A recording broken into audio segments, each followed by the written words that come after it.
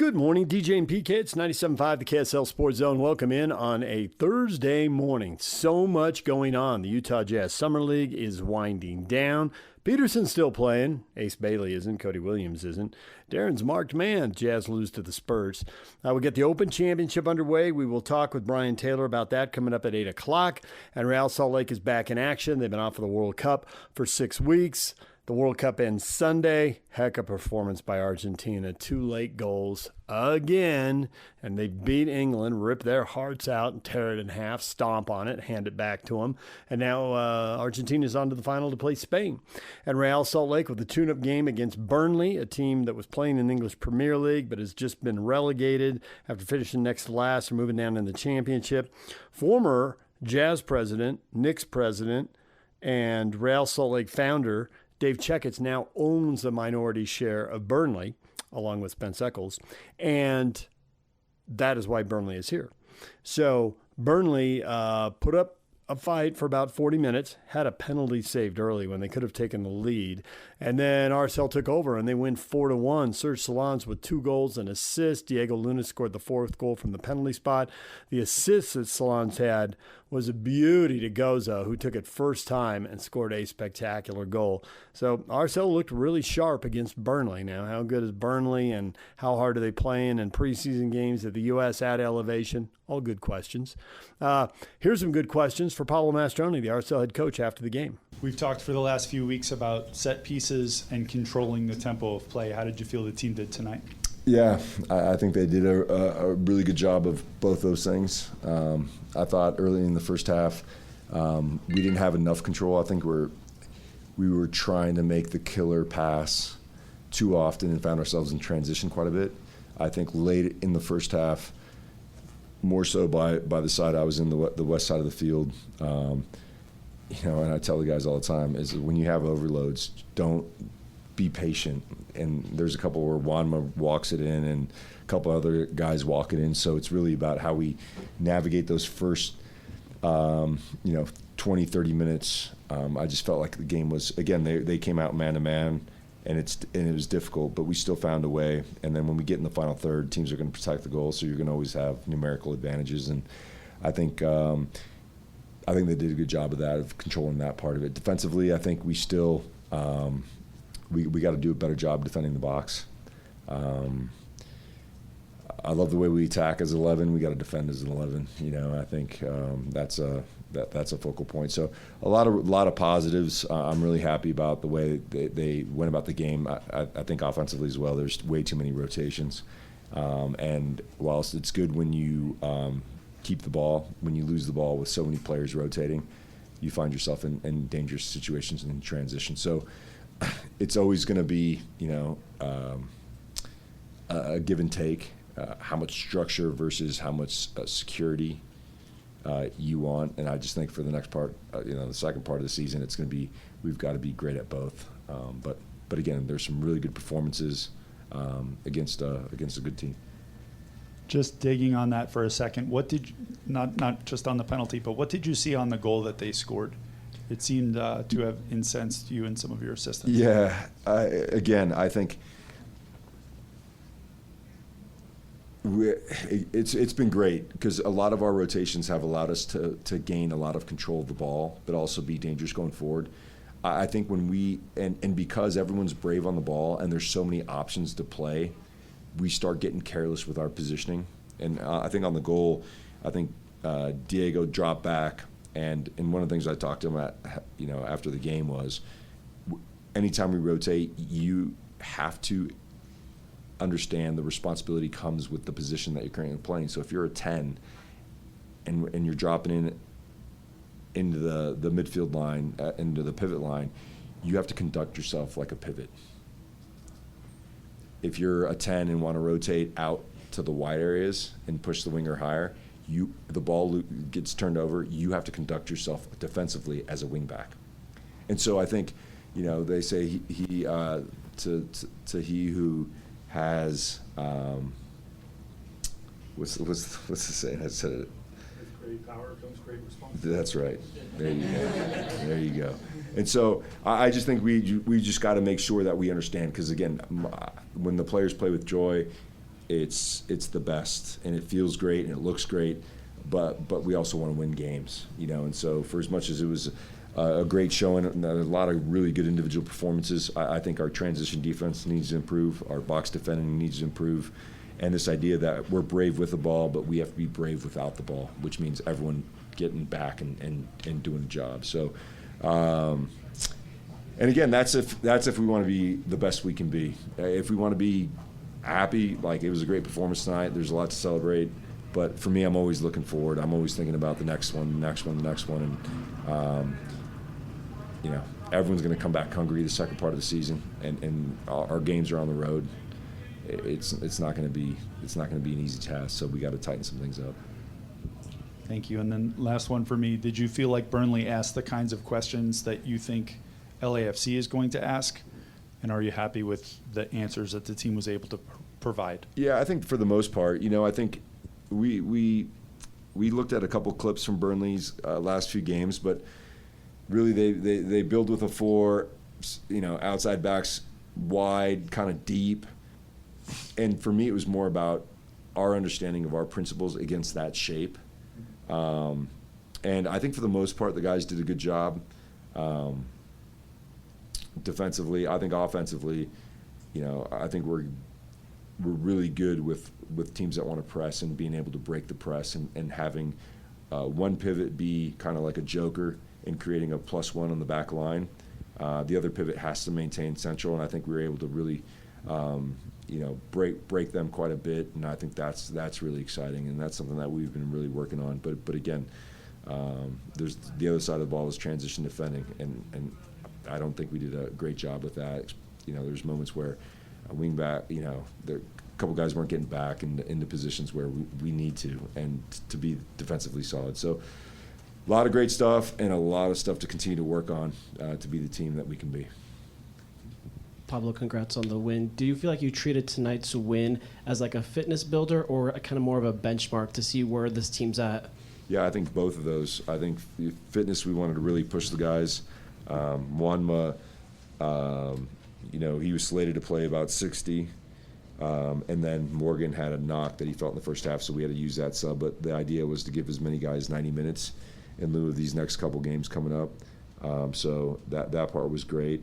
And then the benchmark is, I think, every inter-squad, we played Nashville, Minnesota, we go really hard on, and again, for me, I'm always just checking for understanding. It's not about great game, scored this many goals, or bad game, you conceded. It's really about how do we learn from all these games. And again, there's some growth, but like everything else, you're gonna have areas that you need to continue to focus on as a staff to make sure that we're dialed in. But overall, I thought the competitiveness of the group, the fight, those things are non-negotiables if we're going to be the team, right? All the tactical pieces and those things we can fix, but you can't fix a desire to want to win a game and play hard for your fans. And tonight, the guys did that. It's 7 days until we're back into MLS play for you guys against LAFC. What's the talk to keep these guys grounded, to keep them focused? Because like you mentioned, we're back 3 games on the road. Yeah, well, I think it started with my chat after the game. It was basically what I just said to you guys about the areas that we need to continue to improve on. And again, we want to be a team that's brave with the ball, but we've got to be braver against the ball, going away to LAFC and then to Portland. We have some big challenges ahead of us. And so just kind of, again, expectation setting. I know what this group's capable of when we stay in our positions. Again, just not necessarily stay in our positions, but when we understand the implications of not being in our positions, and that's what I'm really trying to, as a staff, that we're really trying to hit on. Because again, there's some stuff that's just top level, the way we break teams down, and I don't want to sacrifice that, but also understand that there's some negative implications if we get, out of control and there's just too many rotations when the ball turns over. So I think that's how you keep everyone grounded, including us as a staff, is making sure that we're focused on things that we want to continue to improve upon and not celebrate a preseason game, which the guys know what's at stake and they know how good we could be, and so I think they'll take it, digest it, and be ready to go for the start of the week. Pablo, You mentioned earlier in the week that you were excited for this game, and all the players should be. You get to play against the championship side. What did it live up to your excitement? Yeah, it was an exciting game, and it was just great to be, I think, in a stadium with fans, our fans, to really kick this next part of the season off. I think it was really exciting. And then, obviously, I think there's quite a few players that have dreams of going over to Europe, and so just seeing how they compete with that level of talent.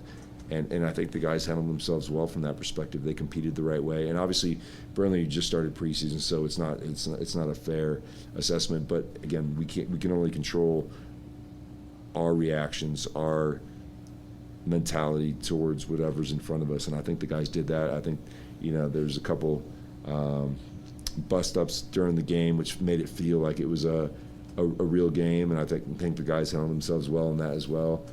So there's a lot of great things that occurred tonight, and I think just super grateful that they were able to come out and compete the way they did. All right, there is Pablo Mastroeni. We're going to take a break. When we come back, Bob Casper on the Open Championship and our draft with PK. That's next. Stay with us. Good morning, DJ and PK. It's 97.5, the KSL Sports Zone. We always do a draft, 3 golfers apiece with Bob Casper. And, of course, we can't pick a golfer twice in a year, so a couple golfers are off limits. We've all picked them. And then some other thoughts on this tournament from Bob as it gets underway now, obviously. Here's Bob Casper with PK and I. This Open Championship update is presented by Copper Rock, where the pros play on 97.5, the KSL Sports Zone.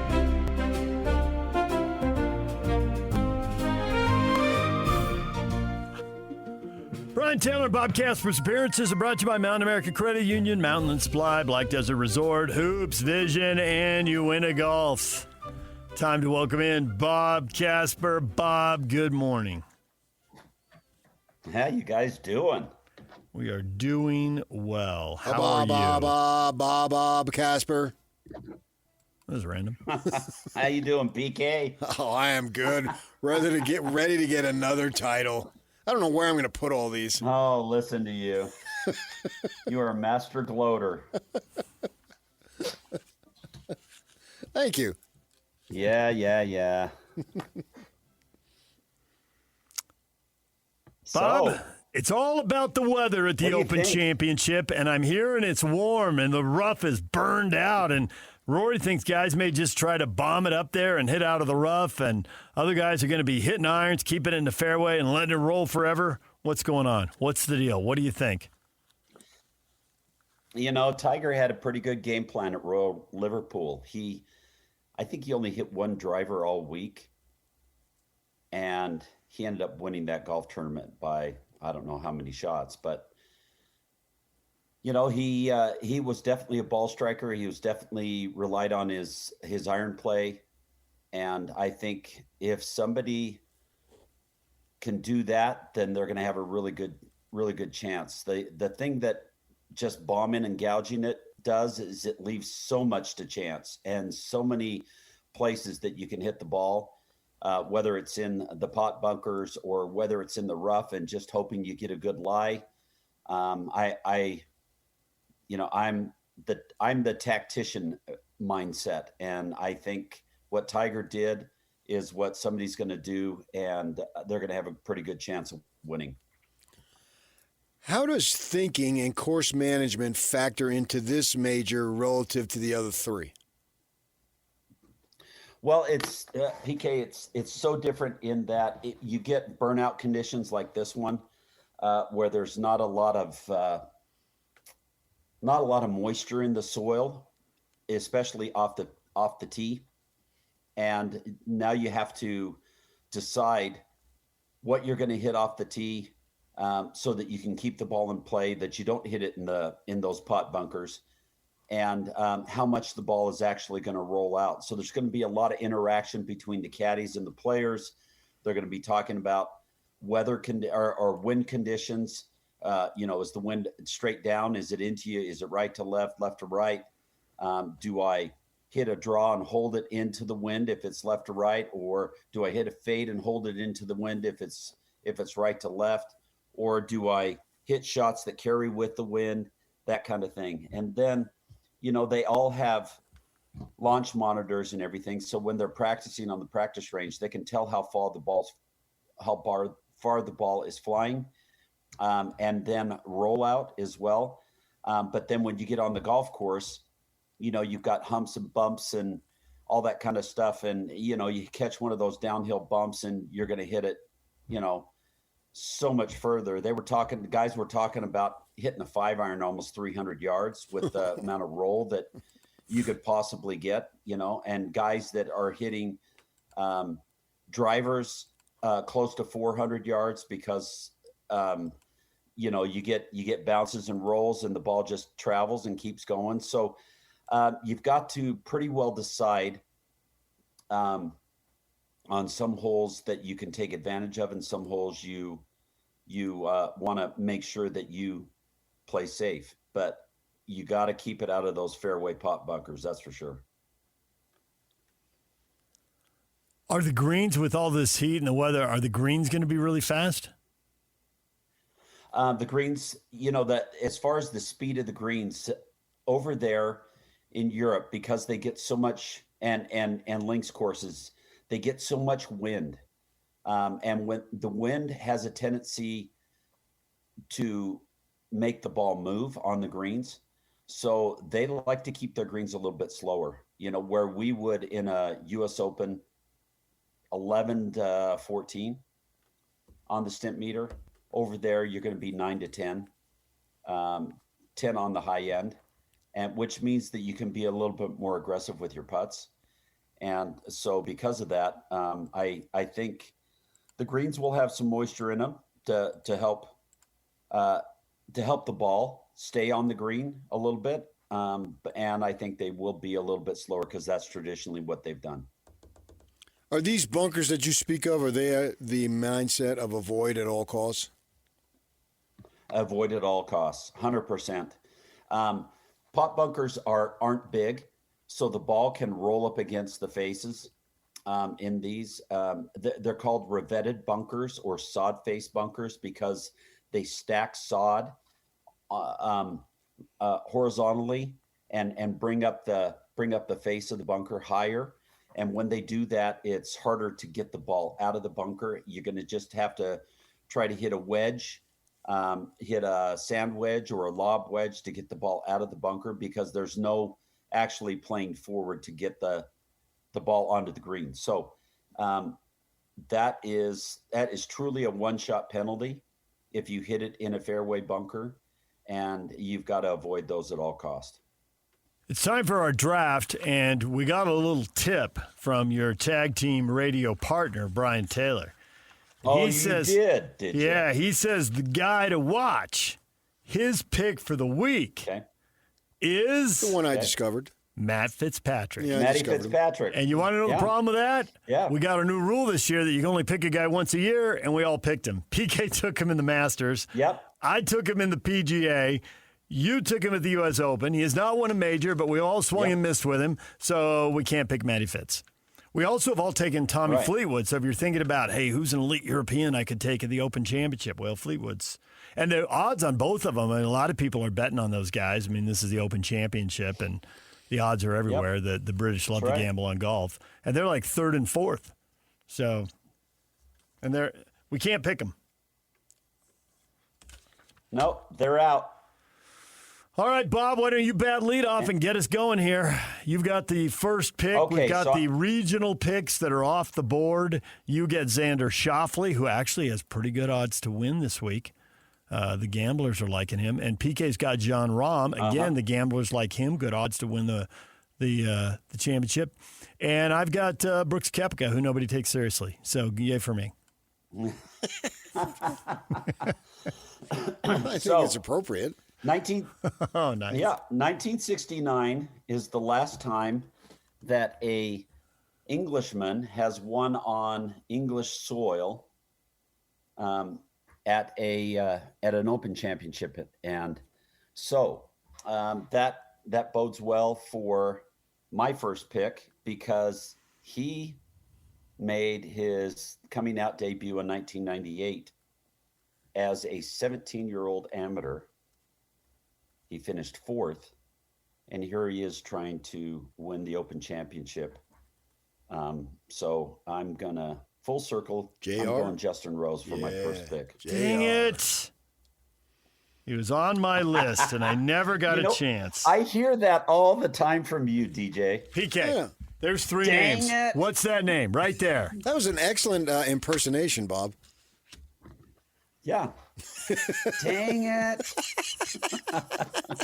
I want to say something else, but we're on the radio. I'll tell you what I was going to say later. That's right. But you could just cue up some Jerry Sloan sideline stuff, and you'd be in the ballpark. What does he say, Bob?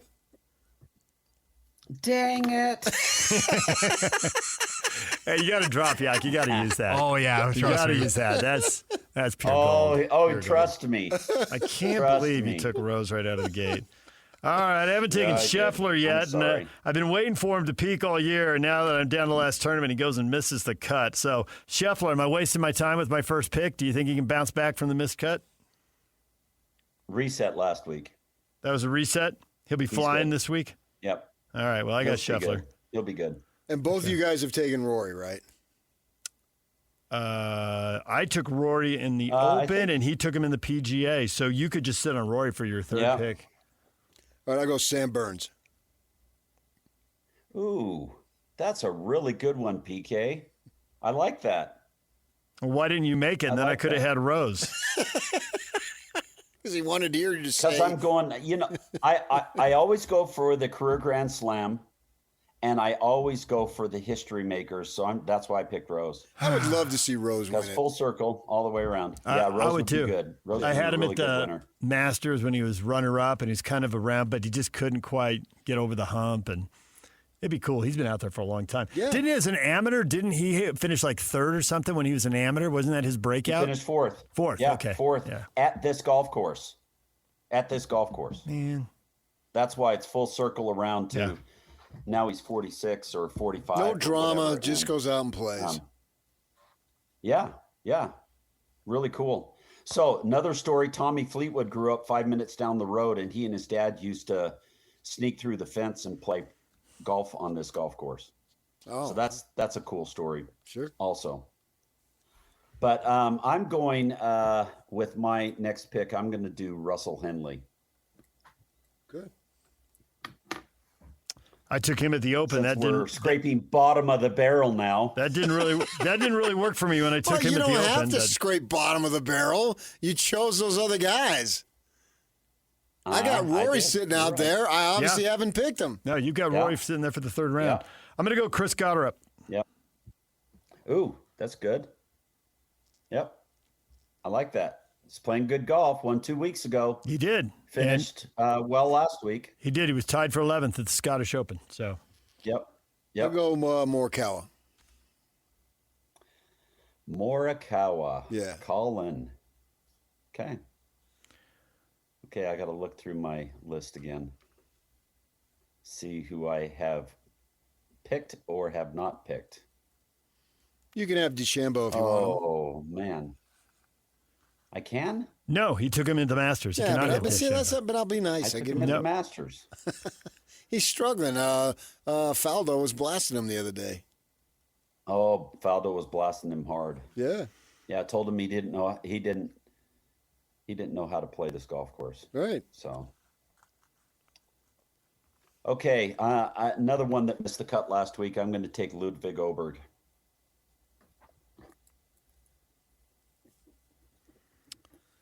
All right, I will go. I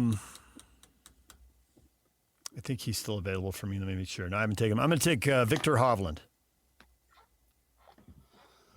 Okay. Not Victory Hovland. That's a good one. Victor Hovland. Well, pick a European over there, on the other side of the pond. Yeah, that makes sense. Yeah. Sure. And you're going to take. I'm going to go 3 Europeans. I'm going to go Rory Mac. Oh, Rory Mac. When are you going to be winning again?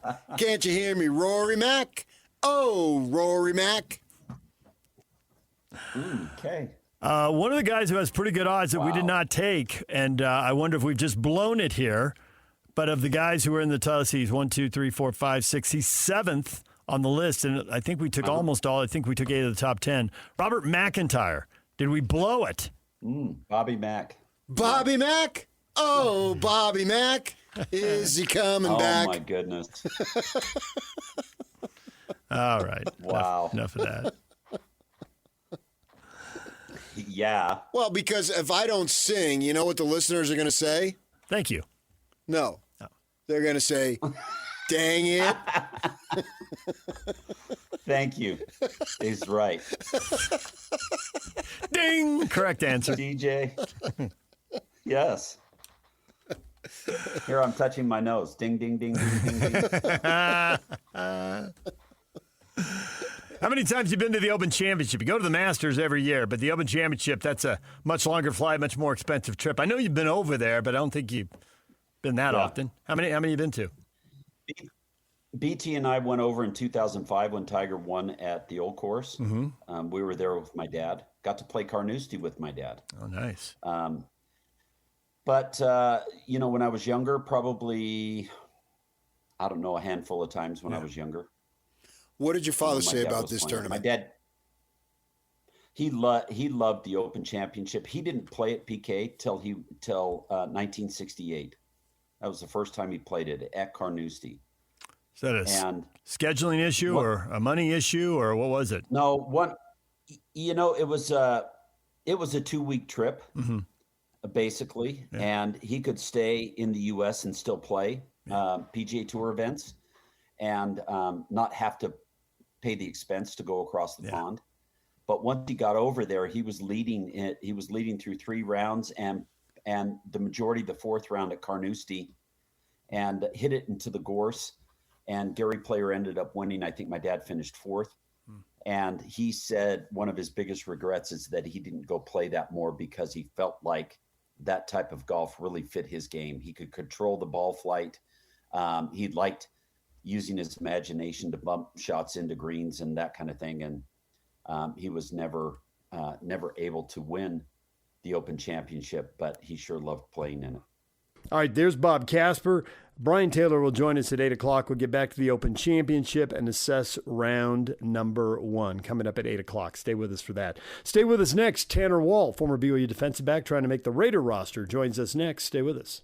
DJ PK, we're joined now by Tanner Wall, former BYU star, now trying to make the Raiders. Tanner, good morning. Good morning. How we doing? We are doing well, Tanner. How are you? Doing great. Thank you. Just enjoying the last couple of days before heading back down to Vegas here before training camp. I'm curious, going from the BYU, the baby blues, and it's got the goody two-shoe reputation, to the Raiders, which I think this is like a 20-year-old or 30-year-old rep, but nonetheless, the silver and black, anything goes, just win, baby. Is it really just different, or is this football? It's different, but at the same time, it's the same. Yeah. I mean, like you said, football is football. We've done some cool team meetings and just kind of learning the history of the Raiders and Al Davis and, who he was and what kind of players he liked and the style of players that have kind of all historically been associated with the silver and black. So we're definitely trying to still maintain that, but I think Coach Kubiak's bringing his own spin to that. But I'm excited to see it all come together this season. You've been there, right? The draft is in April, and then they've got a lot of stuff that you've got to do as a team and as an individual. Tell us about all the stuff that's already been going on before the actual training camp gets underway. Yeah, so NFL offseason, they kind of break it up into what they call like phase 1, phase 2, and phase 3. You've probably heard the term OTAs. Yeah. OTAs are not mandatory by any means, but every player on our roster was there. So that gives you kind of a taste of exactly how important they are, especially for a team with the new coach and, a lot of new stuff going on. But so the veterans, they started phase 1, which is just like, working out with the strength and conditioning staff and some walkthroughs, that kind of stuff in April. Rookies, we had our rookie mini camp the first weekend in May. So all the rookies come down, whether you're a drafted guy, a free agent signed guy, or, just a guy who they invited for mini camp, just to kind of take a look at. The mini camp invites are kind of like tryout guys. And then after that, they pretty much roll the rookies straight into, the OTAs. So we caught like a week of phase 2 where there's no crossover. So there's no O versus D during phase 2, but we're still on the field for like hour to an hour 20 every day, going through the installs, doing walkthroughs, doing more stuff against, our coaches and stuff who are lined up at receiver. We're giving each other looks. And then when OTAs start, we had, 10 practices where, we're 2 hour 10 practices where we're, doing lots of team periods, lots of good on good crossover, lots of special teams work. So that wrapped up. And then the rookies, we stayed for about another week and a half, 2 weeks after, just to get some more work in and do a couple things. And then we got our little break. So, but rookies, we report next week. So our report day is the 23rd, but training camp starts on the 29th. So this is that little summer break that everyone gets right before training camp starts. And then it's straight into it. I was just looking at the calendar, a little different from college. Training camp, you have 12 practices before your first preseason game. Different from, a college camp. So it's a quick turnaround. So that's why, OTAs and everyone being there for that is so important, just to get a jump on a lot of that stuff. The Raiders, the recent history obviously isn't good. They won 4 games under Antonio Pierce, 4-13. They let him go. They brought in Pete Carroll. They went 3-14, a game worse, and let him go. So those recent results would suggest to me there are no guaranteed jobs and everybody's competing. But it is pro sports. Some guys are making a lot of money. Some guys do have reputations. And maybe coaches have brought in some of, quote unquote, their guys. So maybe there is a feel there's some guys set there. On the other hand, there's not a lot of guaranteed money in the end. So even if you're making money, they can take it away from you and let you go in some cases. So I'm curious how locked in people feel and how much comfort there is and how much everybody's walking on eggshells. Or is it really different for different people? I'd say, maybe on every roster, there's a handful of guys who, feel maybe a little bit more protected. But for the most part, like, this is everyone's livelihood, and they are fighting tooth and nail to defend that. Whether, you're a, year 8, year 9 guy, or you're a rookie free agent, like, everyone's trying to get a piece of this pie.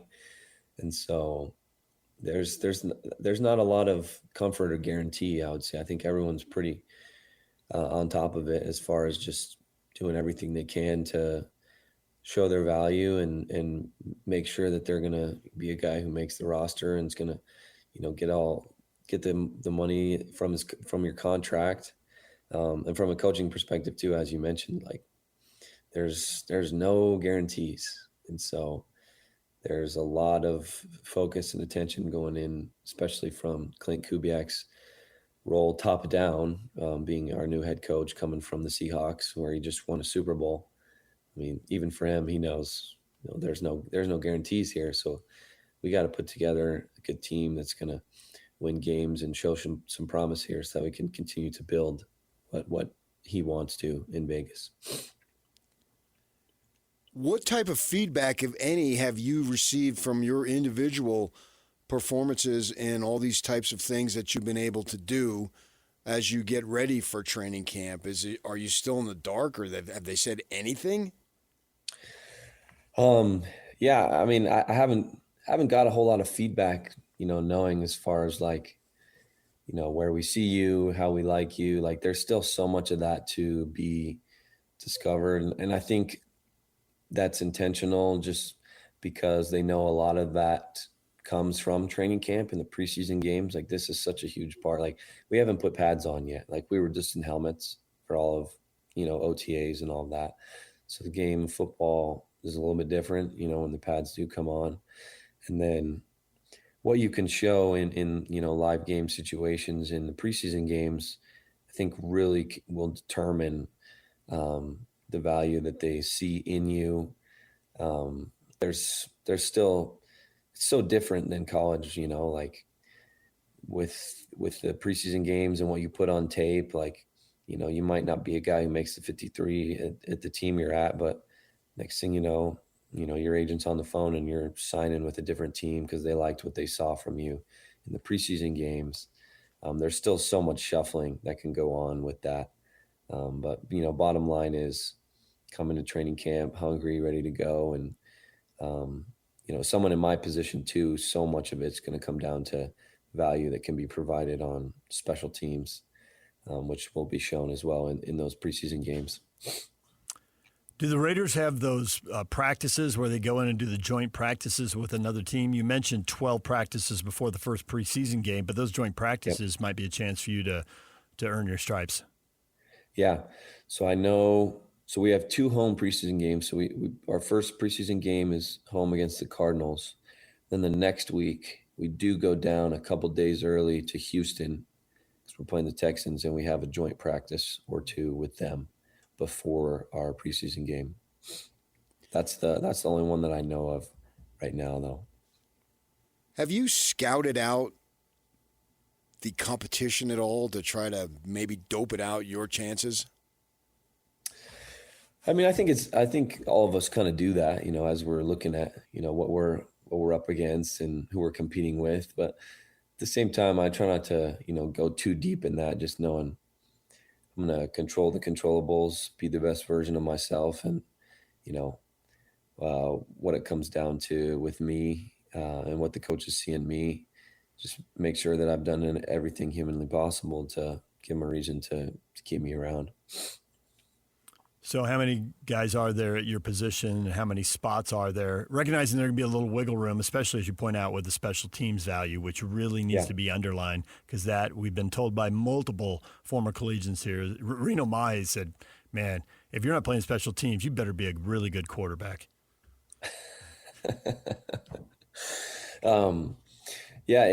So in our safety room, it's kind of interesting because we also have like the nickel position in our room, which can add in a number or 2 to, how many guys they keep, just depending on versatility. Each team is kind of different in, how they stack their 53. But when you do the math and you look at it, 53 guys is basically a starter and a backup at every position, and then a punter, a kicker, and a holder, and a snapper. I mean, that right there is 47. The game day roster is 47 guys. So 1s, 2s, and specialists. But, some teams will have 4 safeties. Some might have 5 or 6. And then, the teams that have 4 might keep 2 or 3 on a practice squad. If you have 5 or 6, they might only keep 1. It just kind of depends on how the team wants to do that. So I'm curious to see what that ends up looking like for us come the end of August. It's been several weeks now you've not been with the team. Is that correct? Yeah, that's correct. So during that time, you're not just sitting on the couch eating Doritos, I wouldn't think. That No. You're out there. It's like it really, in terms of the training, it didn't end, right? You just continue to go. And I know Chase Roberts is on the team too. So what have you been doing? I mean, I don't know if you've been doing stuff with him or whatever it might be. What do you do to make sure you are in the best physical and mental condition that you can be in when you report? Yeah. So the strength and conditioning staff down there, they put together a packet for us just with the plan of, what they wanted us to be doing each and every day as far as, physically with running and training, lifting, that kind of stuff.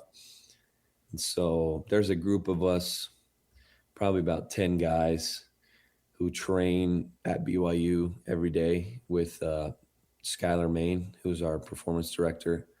Doc Main. I don't know if that's a name you guys know. You've probably seen the curly mustache. Yeah, with the mustache and the tats. We know who he is. Yeah, he stands out.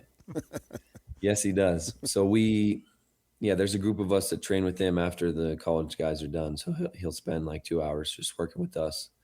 And so, me and Chase have been down there every day, but Zach Wilson's been around a lot this summer. Blake Freeland is around. Even some other guys who, either played college or high school ball here in Utah are also down there. So guys like Jay Tufele, who played at USC. Julian Blackman comes every day too. So it's a great group, and it's good to be able to train all together, stay ready. What do you feel like is the biggest challenge for you? We're visiting with Tanner Wall, Raiders, trying to make the Raiders roster here coming out of BYU. What is the biggest challenge that you've been able to identify? Film sessions, just the helmets walking around out there thinking, if I can do this, my odds go way up. Man, I mean, I think really it comes down to how many good football players there are out there. Like the discrepancy in talent between the ones and the threes is so small. There's a couple elite guys obviously on every roster, a handful who you look at and you're like, I mean, this is an all pro guy. Like he's gonna, be the kind of guy who's making the Pro Bowl year in, year out. But for the rest of the guys, like when you watch the tape, there's really not that big of a jump as opposed to, when you turn on the tape in college, I would say most average football watchers, if you were to take them and show them a clip of the ones versus a clip of the threes, they could probably tell you who's who. Whereas I would say in the NFL, across the board, there's so much talent, the athleticism, the speed, the technique, there's a lot of guys. I mean, this is their job. This is their livelihood. They eat, sleep, drink, breathe football all the time. So there's a lot of great football players out there. Guys who are new to the league, guys who've been in the league for a long time. And so just trying to be someone who can stand out, do something that jumps off the tape, whether it's just outstanding psycho effort, the guy who's, always flying to the ball or chasing guys down, even when it might not be expected of you, but you got to do something to stand out. And so I'm just, trying to figure that out, what those things can be that can be, that things in my game that coaches see that jump off the tape. We hear in basketball, these kids all come out after 1 year, right? And it's like it's a negative to a point where, man, if you're a 3 or 4 year player, what's wrong with you? And they want you in there so young and all that stuff. And football, you got to stay. So it's not as big of a deal. But in your case, you're 26 years old. I don't remember if you went on a mission, so I'm assuming you did. Did, yeah. How is that an issue in terms of the way they would look at it? Basketball is like almost like, well, he's too old. But I'm wondering, how does that apply to football? Yeah, I mean, it's definitely a factor, in speaking with my agent who has represented a number of LDS players.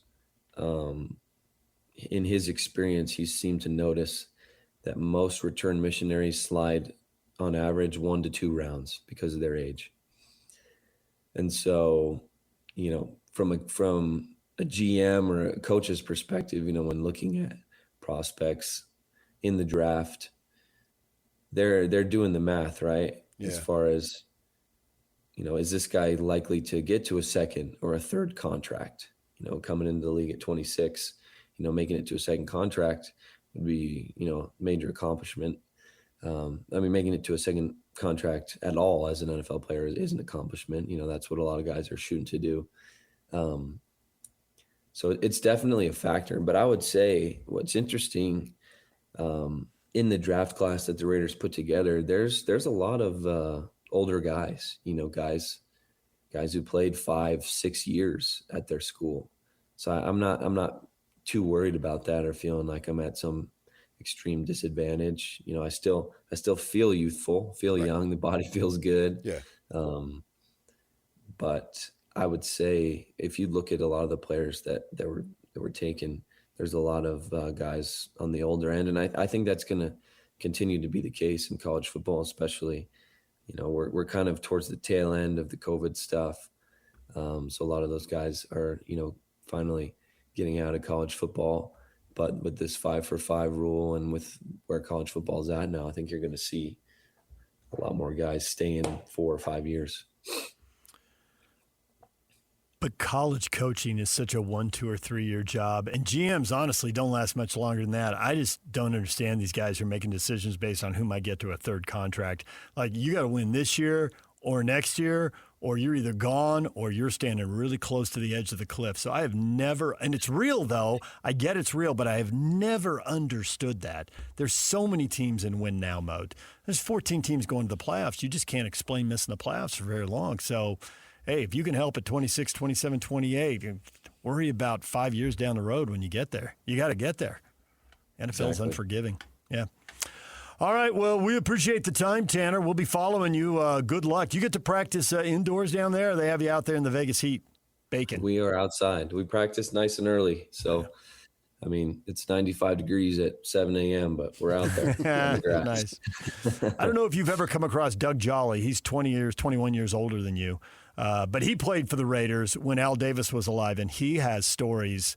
I don't know what the new Raider image is, but he lived the old Raider image. He's got stories. He will entertain you. You need to catch up with him at some point. Will do. Okay. I'll try to do that. There's Tanner Wall. When we come back, what is trending? The headlines next. It's time to get your morning started with the news you need to know. News update. This is what's trending with DJ and PK. #NBA. It's weird. Yeah. Right?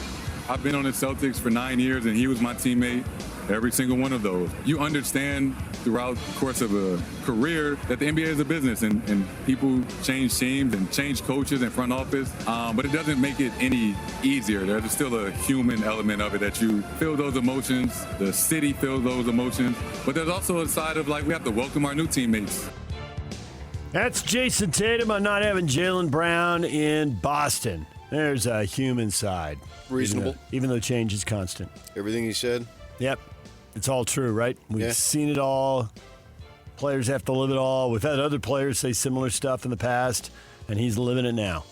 Yeah. Nature of that business. Don't disagree with anything he said. That'll be a good but not very good or great team next year. I mean, that is a big loss. But they have guys getting older. I haven't analyzed their roster because it's not final yet. Let's see what they got once we get to October, and then if they make any moves at the deadline. Jazz lost to the Spurs. Summer League action in Vegas. Darren Peterson, 15 points on 4 of 16 shooting. No Ace Bailey, no Cody Williams. They fall to the Spurs, 92-84. They got one more game coming up on Friday, and then they are done with Summer League. Not going to worry about his shooting percentage right now. We saw this with Donovan Mitchell when he came in the league, and you don't have very many options on that Summer League team, so he's going to be forcing shots. It ought to be totally different when he's out there with Jaren Jackson Jr. and Lauri Markkanen and Bailey and Keontae George and whoever else. Are you trying to talk yourself into something here? No, I'm talking myself into not worrying about how efficient a shooter he is until I see him with real NBA players and the ball can be shared and there ought to be open shots. Instead of there's nobody here and I'm going to have to try to force this up even if it's not a great idea. And so Caleb Wilson has a bunch of NBA All-Stars on his team? Nope. NBA's taking advantage of the World Cup final being in the New York area this weekend as they'll have a number of groups interested in owning teams. They'll play in the proposed new NBA European League, visiting the NBA headquarters in New York City to talk about the latest developments and the next steps. Good, and then drive over to New Jersey and watch the game. Yep, there it is. Never seen a state get so disrespected for stuff that is in their state that they keep saying the other state. Joke. Stay in Manhattan and then drive over there to Jersey to see the game. No, you don't want to stay in Manhattan unless you got your kind of money. Well, I think all these European soccer teams have that kind of money. You do? I do. Oh, I couldn't tell you one European soccer team anyway. Manchester United. Don't know anything about it. Manchester's one player, who the owner is, who the coach is. Manchester, they're all worth $1 gazillion. They got the money. They got tons of gazillion dollars? Exactly. That's exactly what Man City has. It's Mideast oil money right there. Mideast oil money. Yeah. That's what it is. DJ and PK. Hashtag NFL. Alvin Kamara's reworked his contract to remain with the New Orleans Saints. Former All-Pro back wants to retire as a member of the franchise. He will pair with Travis Etienne Jr. So Kamara is back. Well, that's it. Low South oil money. Ha. And NFC. Bayou money. I like that. Bayou money. Yeah, well. NFC South. You don't buy me, I buy you. Oh, okay, nice. Just seg right into a Godfather line. I like it. NFC South, the door's open. See who wants to go to the playoffs. 10 wins ought to get it done. DJ and PK. Hashtag college football. ACC Commissioner Jim Phillips said that the conference membership is unanimous in support of a 2014 college football playoff, but Miami coach Mario Cristobal made comments at ACC Media Days that he's not necessarily all in on the 2014 format after Miami made the national title game last year. Well, can't trust these commissioners. Bob over there at Little Havana. He's got as much say as Cristobal does. Yeah, right. I guess it'd probably be Miguel over there. Coaches can want whatever they want, but no guarantee, guys. He has very little say in it. No. He's the guy who told us he hadn't had any conversations with Miami on Friday night after the Utes kicked the crap out of him, and on Sunday was named the job, got the job. Man, those were fast negotiations. They were really aligned. That was a beautiful thing. They must have been really aligned to turn that around in 36 hours or so. New Miami starting quarterback Darian Mensah, who ruffled feathers with his transfer from Duke to Miami, said that he was pulled towards Miami due to the success of Cam Ward and Carson Beck as transfer quarterbacks. They got a track record, building a rep. So he goes. Cam Ward? Mm-hmm. Was Cristobal the coach, I guess, for Cam Ward? He'd been there a few years ago, I guess, by now. Yes, I think he was. But Cristobal was, Cam Ward, yes. Carson Beck had big-time success. They won, baby. Florida State wide receiver Deuce Robinson said the Seminoles feel the urgency to turn things around after 2 straight poor seasons. And head coach Mike Norville definitely on the hot seat after going 2-10 and 5-7. It's funny in the college game, they won. That was NFL. You hadn't won nothing, but somehow Carson Beck won stuff. That's over now.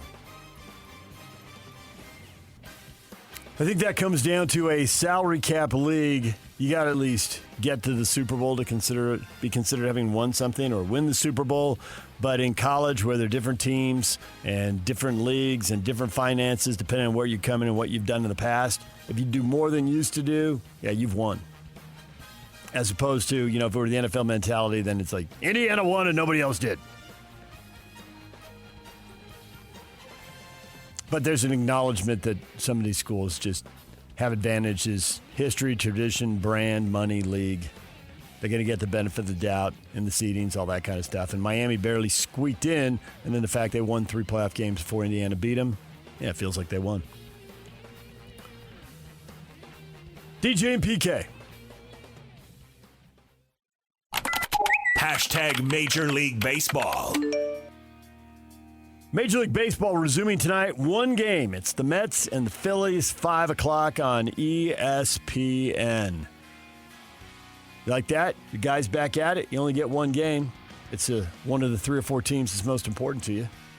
It's not some rando. It's something you can live and breathe. Mets versus Phillies. Sure. You'll feel baseball. that. Yeah. You'll feel it. Astros with a trade. They're sending right-handed pitcher Lance McCullers Jr. and left-handed pitcher Colton Gordon to the Milwaukee Brewers in exchange for Jaden Fielder. He's an outfielder DH prospect. He is the son of Prince Fielder. He is the grandson of Cecil Fielder. So, trade deadline looming. the first of how many deals? No. Time will Fielder's choice. We'll see how it works. Nice. DJ PK.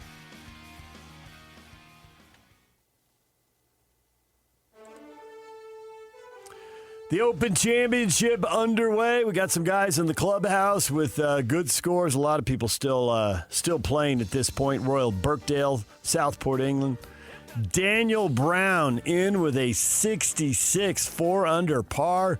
He's got the clubhouse lead tied with Sung Jae Im, who also carded a 4 under 66. There's a group of players in at 67, including Robert McIntyre and Francisco Molinari, and another group at 68, including Henrik Stenson. So, a lot of guys. You've been watching on your computer there, PK. We got it on the TV now. See anything you like? Anything catch your eye? Yeah, it's still too early.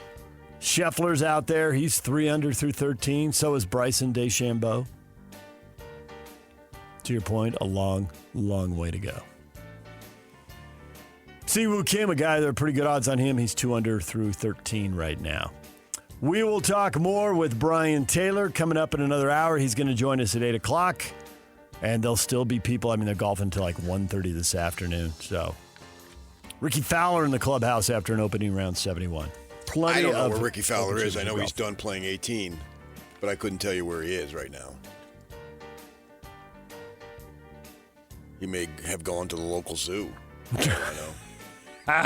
The local zoo? Yeah. Check out the animals. Nice. Think it's all imports? You think they're one of the zoos that Tucson has a desert wildlife museum? It's got all the local desert animals. What would you expect there at the Royal Birkdale Zoo? Lions, tigers, and bears, elephants. Oh my. Okay, all right. Giraffes, monkeys. Imported through from all over the world. Snakes. Mm-hmm. Your snake regular zoo fare. Snake house always creeped me out. DJ and PK.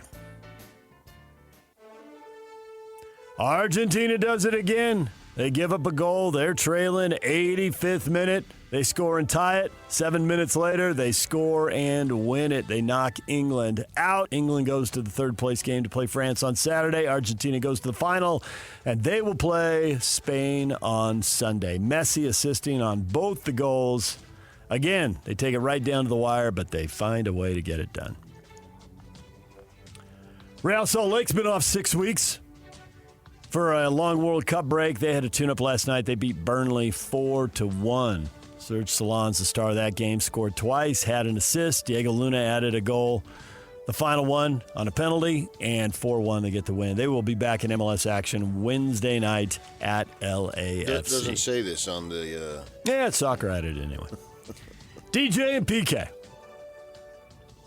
Hashtag NHL. Breaking news coming up later today, probably about 11 o'clock. The NHL regular season schedule will be released. They, of course, tease us with a few games. The Mammoth home opener will be October 1 against the Chicago Blackhawks.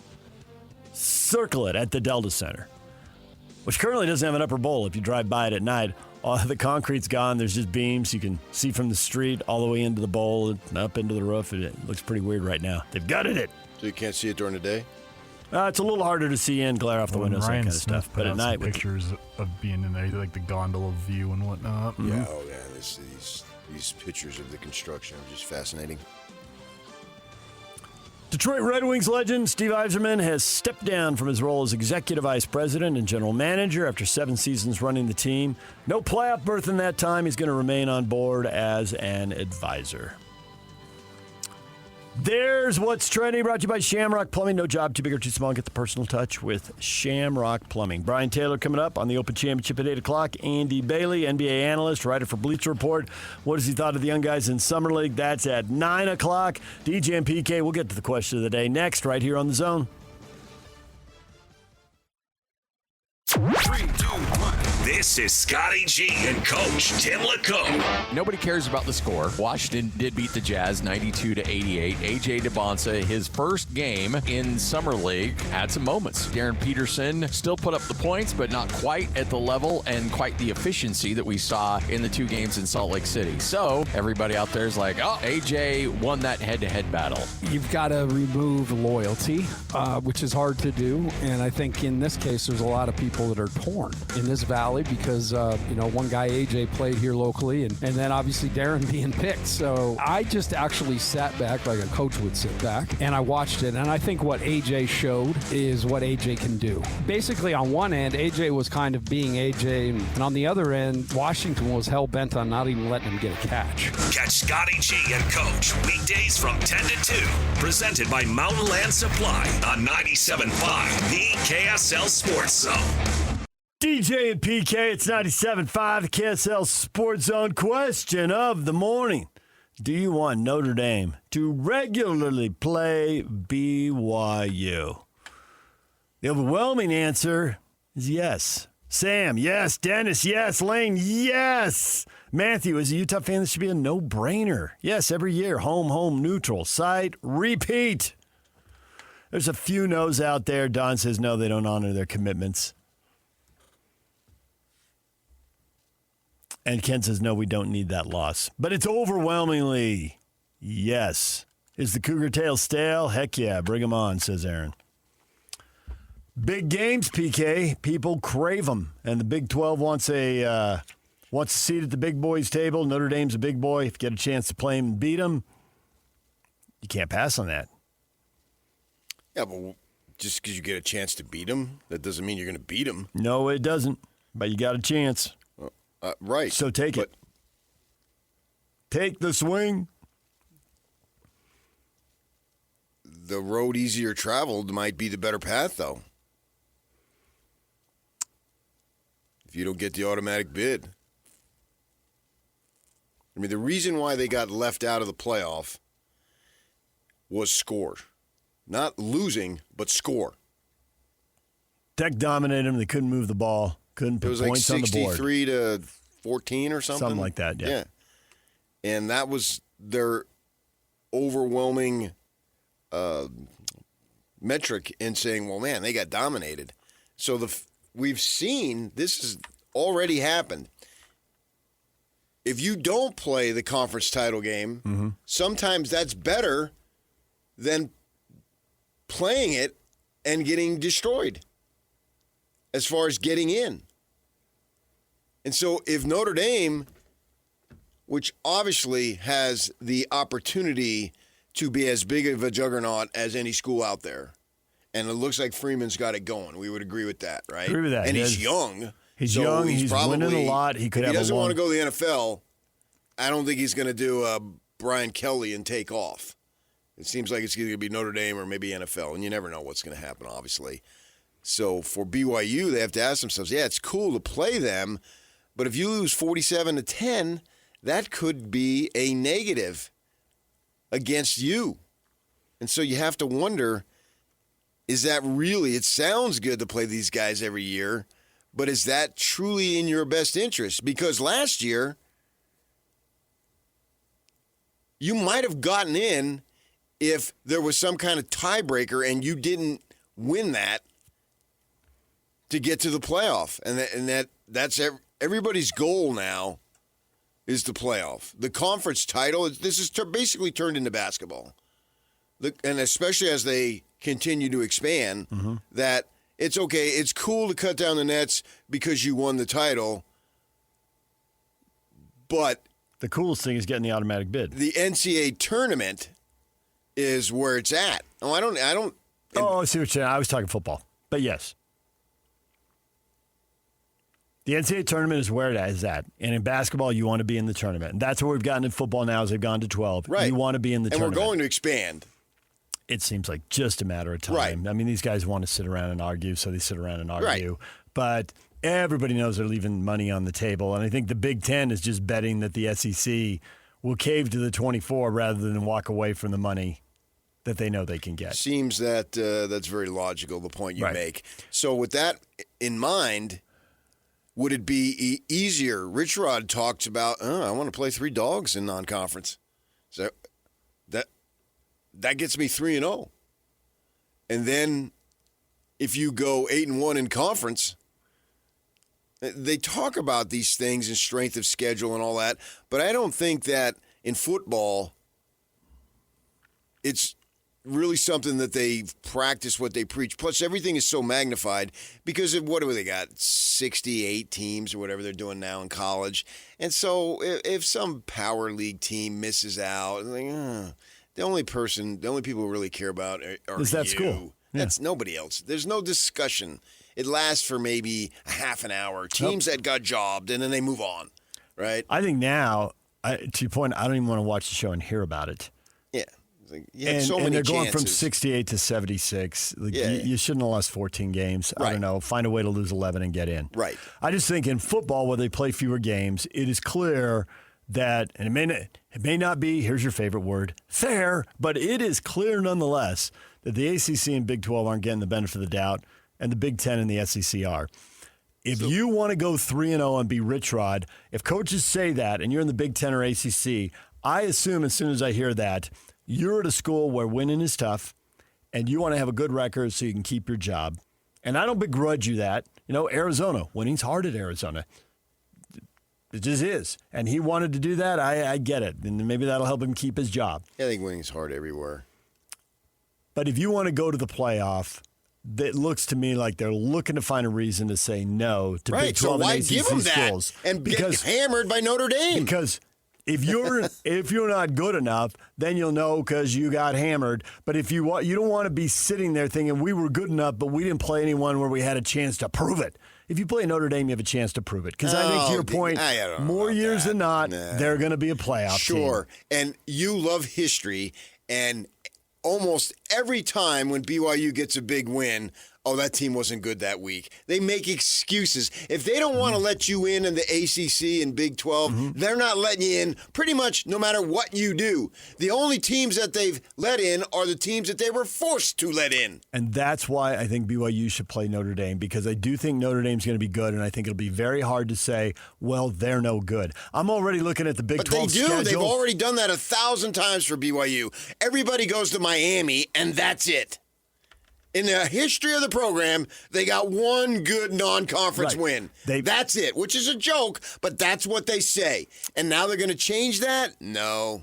Because when BYU when Sarkisian quarterbacked and they beat A&M, and it was the kickoff classic, and the whole country was watching, and Musburger was here, and it was the biggest thing ever, and then A&M turned out to be a 500 team. To your early point about Notre Dame, I think that's one of the few programs we can count on right now that isn't going to turn into a 500 team. I think most of the time when you beat them, you beat a playoff team. But yeah. And if you can't beat them, then you can't get in.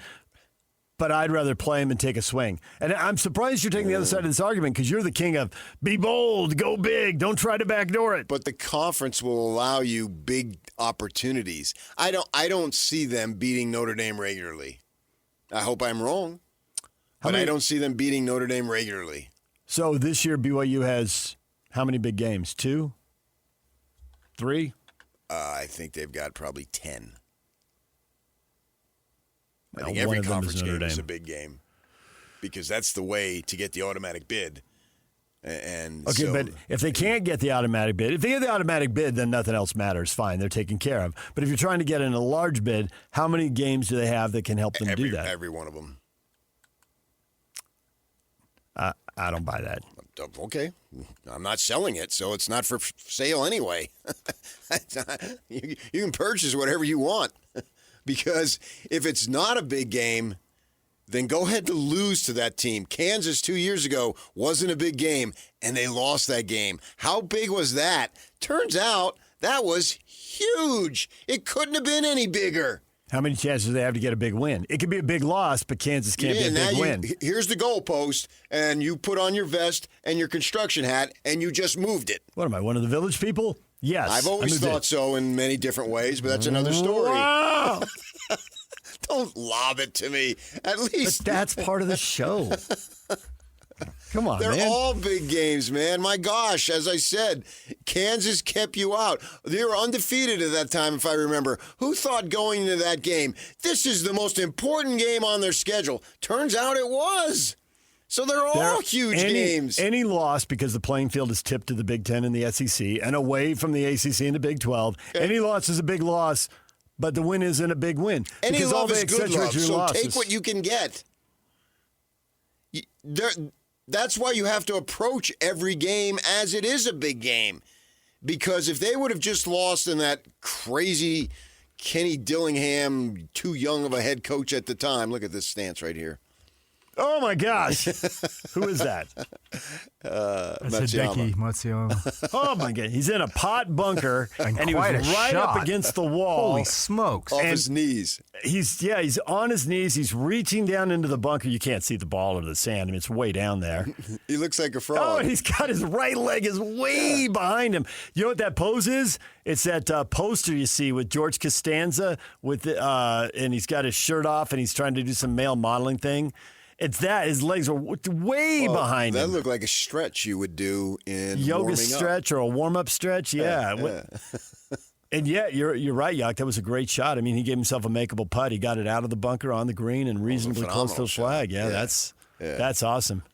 Yeah, and then we had replay that all day long. Bob Casper talking about those pop bunkers and how difficult they are. And Matsuyama got in and executed the shot. Golf Channel will be replaying that in the highlights later today. That was phenomenal. You'll probably see a GIF of that somewhere along the line today. Yes.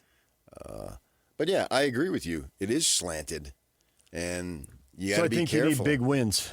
But they'll have opportunities for big wins. And they also want their TV package to be worth more. So I think there's an argument for the commissioner going to Notre Dame and saying, hey, depending on how much of a problem you guys have getting games, let us know. We'll move stuff around, and you can play teams in October, November. BYU can get big games anytime they want.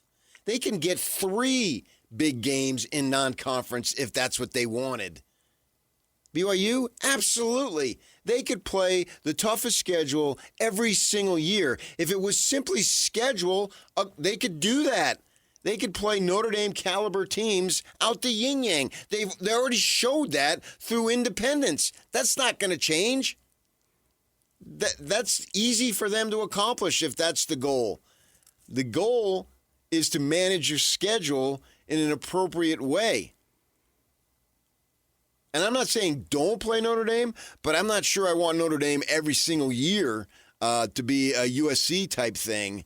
I just don't know you're going to come out ahead on that very often. How many times have they beaten Notre Dame as it is? And you can say, oh, yeah, their program's in better shape. They are, but so is Notre Dame's. You got to be careful. I'm not saying dismiss it completely. I think they're 2-5 against Notre Dame. You've got to be able, and then everybody's going to say, well, those are down years that Notre Dame lost. I don't even remember the years, but that's going to be the perception. It's the perception for BYU has never changed. When they win, everybody thinks, because that big name team is in a down year or somebody was injured, something was up, except for Miami, something was up. So I wonder if you're going to get that big bang for the buck that you're going to claim. Whereas they're going to have 5 big games every year. There's at least Utah's always a big game, and it doesn't matter what the Utes are. And the Utes are usually pretty good, right? So that's one. And then if you want to get an at-large bid, you're most likely going to have to minimally get to the conference title game. So that's 2.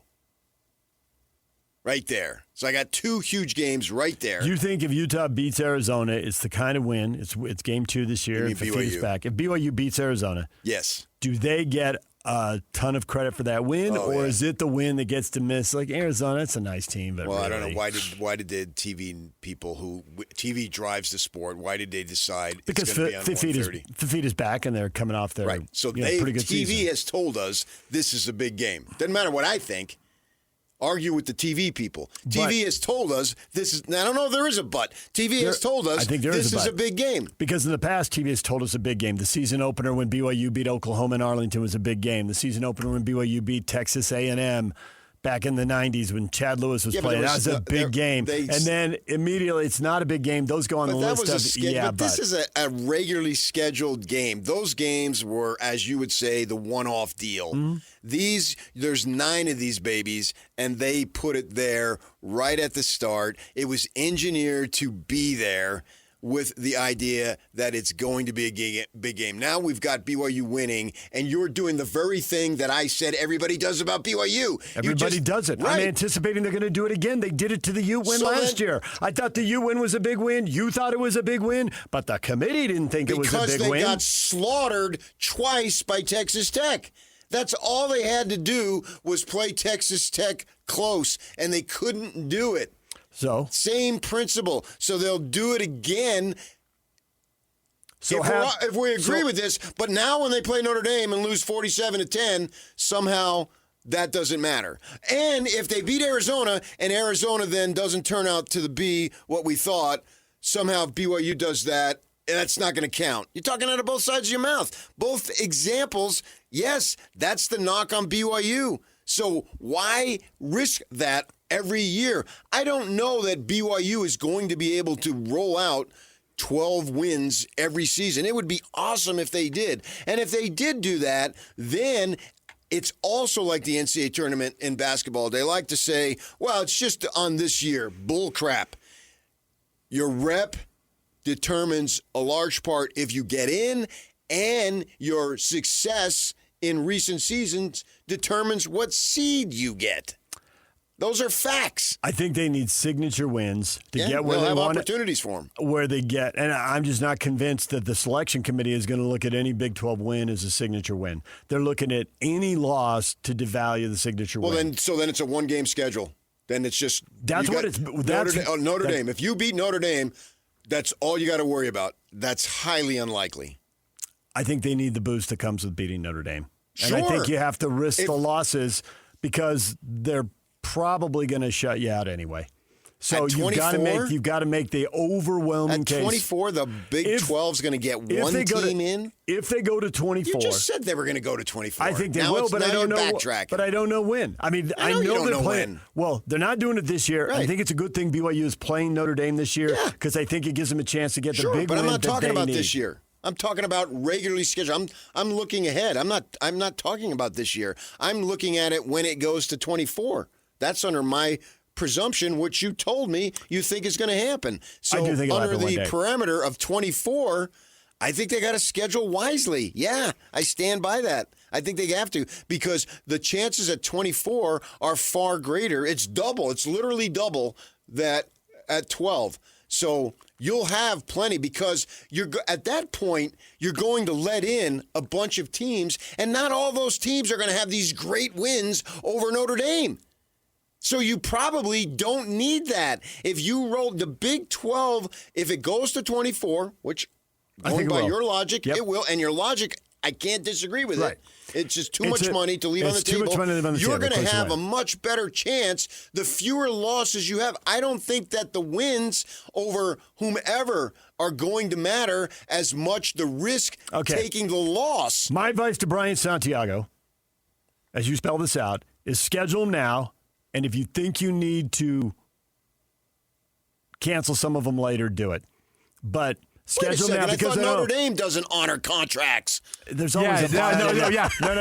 No. No, here we go. There's always a buyout in there. You got to live by the buyout in the deal. Negotiate it with the buyout. Or you do what Notre Dame does and move a game to Las Vegas.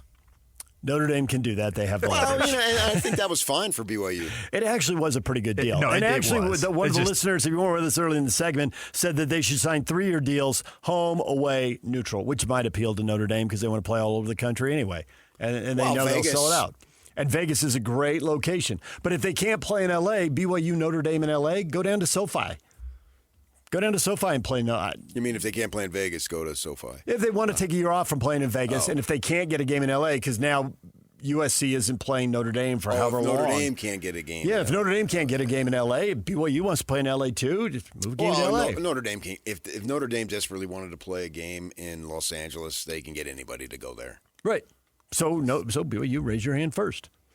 And I think the other thing that we've left out of this, which we probably shouldn't, is the business side of it. Yeah, we've been talking playoff, which is the far more interesting side to us. But I go back to what Yormark said, or to what I said about Yormark.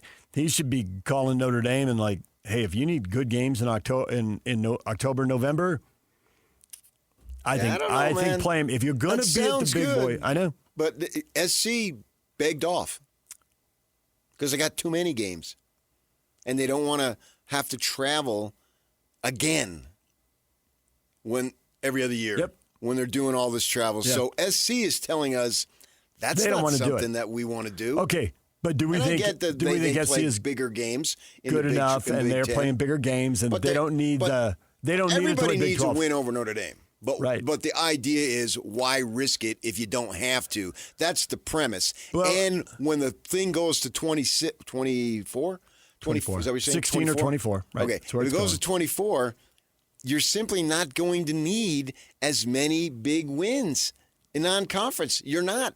It's the way it will be. Because they're going to take – you have a chance then to finish third, minimally, in the Big 12 and still get in.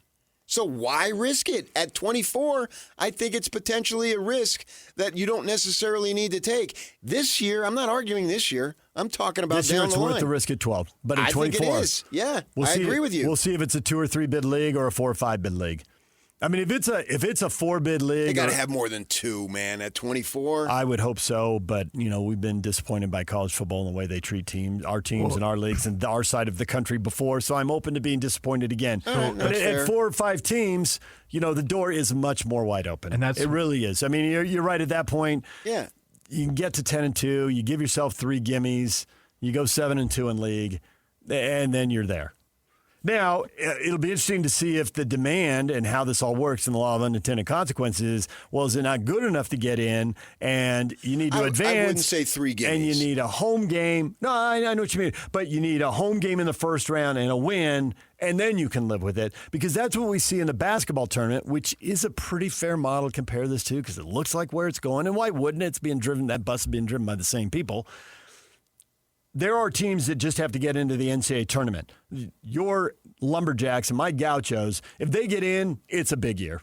And they get their payment for 1 game, and it's awesome. High five, new contract for the coach, and away we go, right? Yeah. But then BYU's now at the place where getting in, well, it's good because it's a box you need to check because you don't want to not get in. But, hey, we're BYU. We got to be winning a game or 2. We got to be in the Sweet 16. And there are other schools like – In what sport are we talking about? Basketball, men's basketball. Okay. And there are other schools that are like Sweet 16. That's the minimum achievement. You want to be there because you don't want to be there. But Arizona, I mean, they just sit down at the start of every year. Can we get to the Final Four? We're at the point now where a regional final, that's good, and a Final Four is very good or great. And Sweet 16, that's just okay. That's not really it. Agreed. And they got coaches with flop sweat or worried about their jobs because they went out in the Sweet 16. Okay. Yeah, I agree. So where will the bar be? Will just getting in be good enough for the Big 12? I think it's funny we're arguing.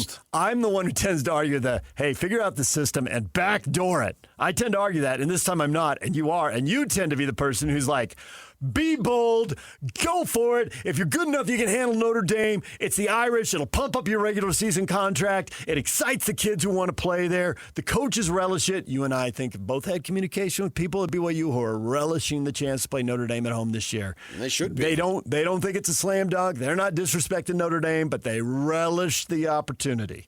It's golden. Yes. Domer, see what you did? I didn't mean to do that. You can't help yourself. It's your greatness. But with this year, with this team in Provo, and a 12-team playoff. And so it's essentially a requirement. The argument about backdooring a 24 is strong, but I can see where it's so strong everybody will try it, and then the bar will get moved. It's like, yeah, you're in, but you really need to get to the round of 16 or 8 to have a good season. Well, now you got to be seeded better. Now you need a home game. Now you better have a signature win like Notre Dame. I don't know necessarily that you need to be seeded better. You may not. We're taking a lot of... Yeah, we'll have to see how it plays out. But the thing that we've learned doing this for a long time... The thing we've learned doing this a long time is you got to be aware of the law of unintended consequences. Changes come, and you think you can anticipate what they mean, and you're right, but there's usually unanticipated stuff that comes with it.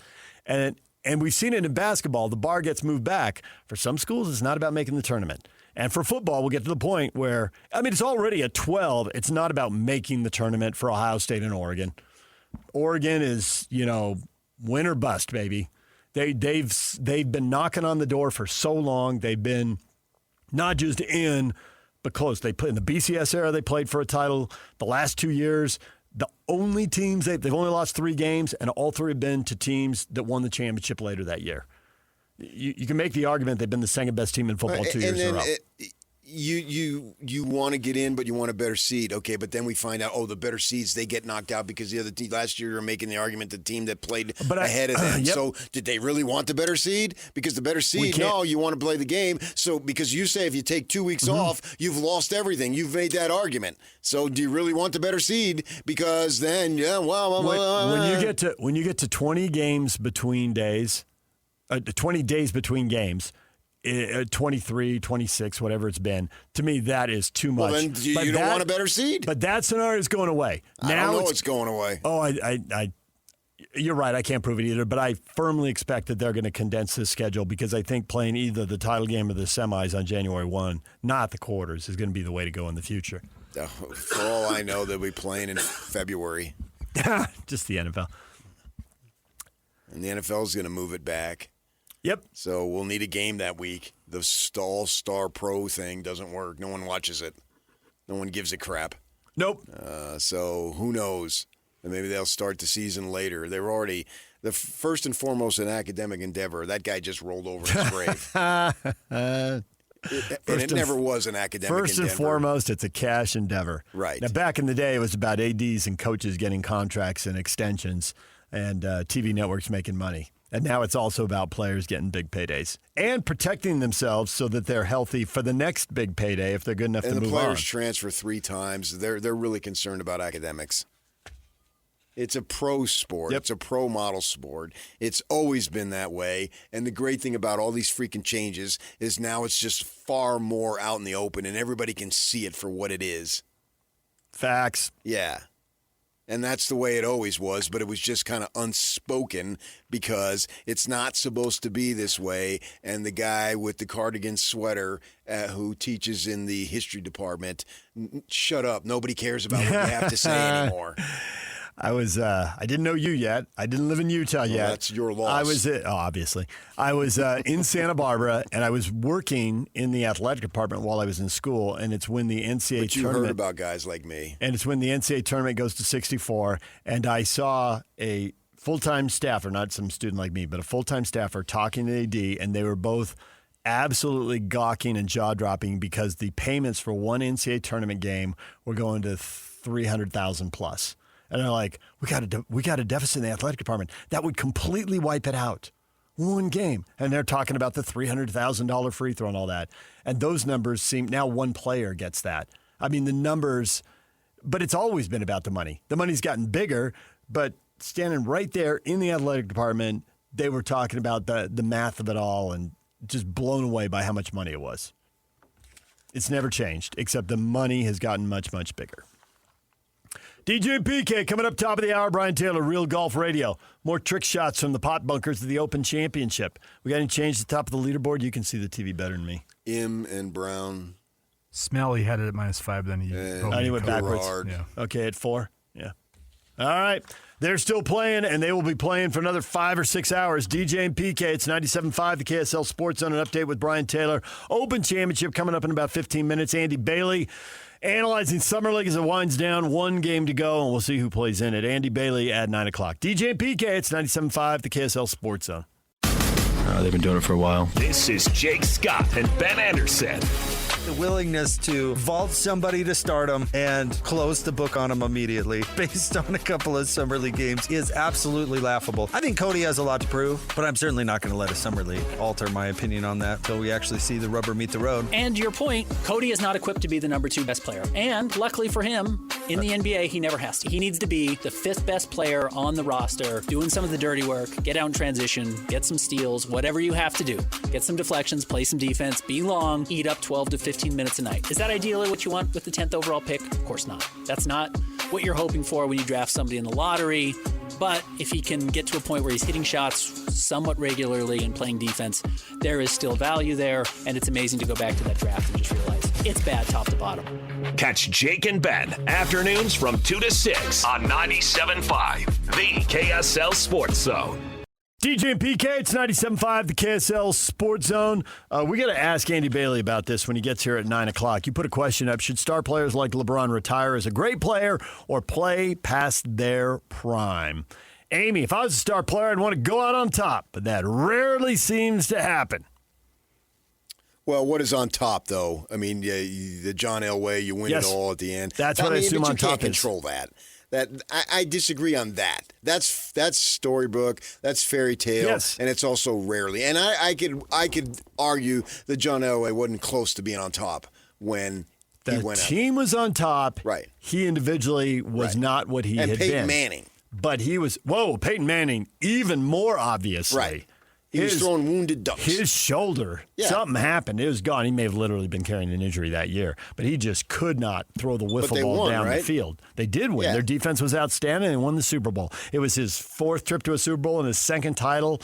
So he got to go out on top as a team, although individually he didn't. Now, Barry Sanders is a classic example of he went out on top as an individual, but his team didn't. So when you say go out on top in these team sports, and you're right, it's hard to control a sport like football. You know, you can be Josh Allen and go down and take the lead with 13 seconds left and still lose the game. Well, you did your job. I don't think you need to go out on top, but the idea that you go out with still having a level of greatness. Mm-hmm. Well, I think LeBron still has a level of greatness. Yeah, but he's getting it right. Gets seedy and tawdry with him switching teams. It does. The thing he's got going for him is he's always switched teams. Like if Steph Curry switched teams, it'd raise eyebrows. And it has for other people. Malone with 1 year with the Lakers, and Akeem Olajuwon went to Toronto, and Patrick Ewing went to Seattle. Yeah, but they went to multiple teams. It all Leonard Carrier got away with it as 1 year. And everybody knew he had stuff left in the tank, but he still stepped aside. Shaq did like 5 teams in 6 years or something. Yeah, what are we doing here? And LeBron as a role player?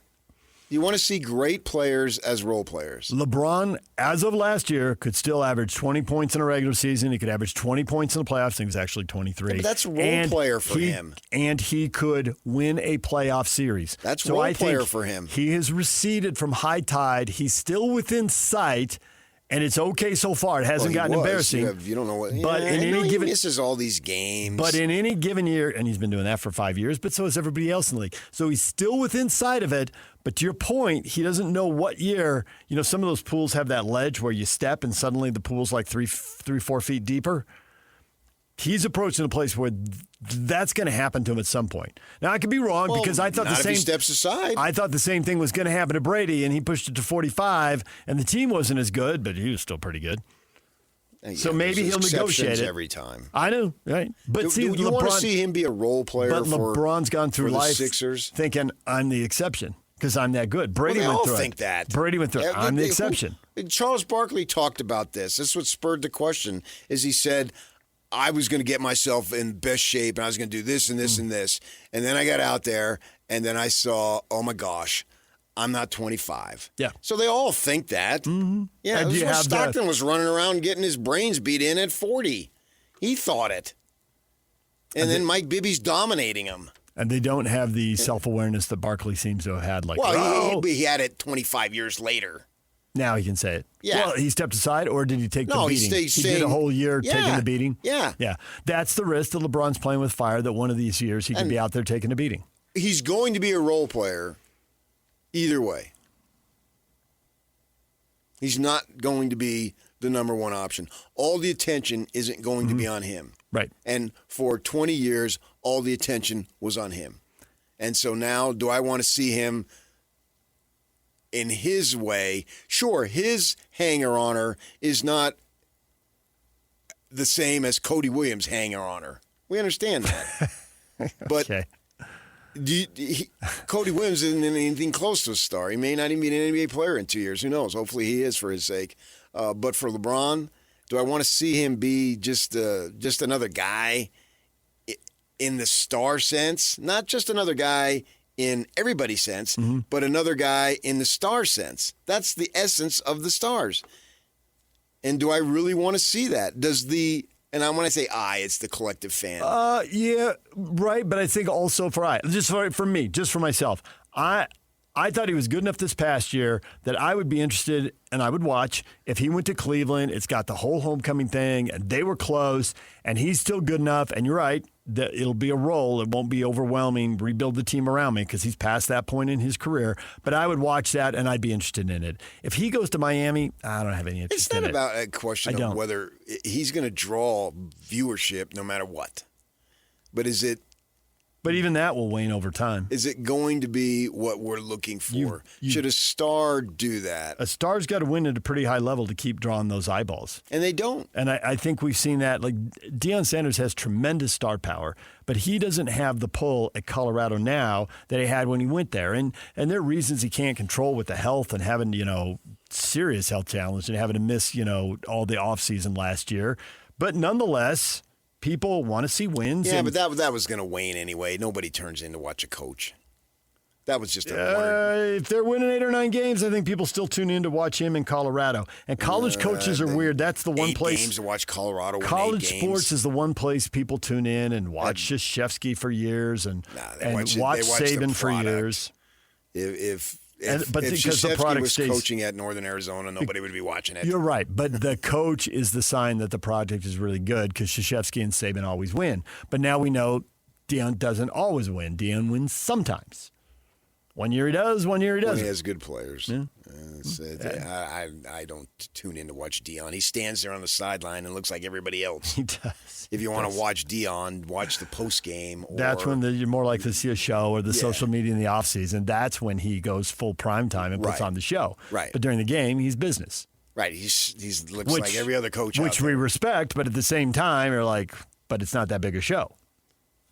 I think the public likes to see stars go out with as close to their prime as possible, understanding that you don't have to win the very last game in June or February or whatever it is.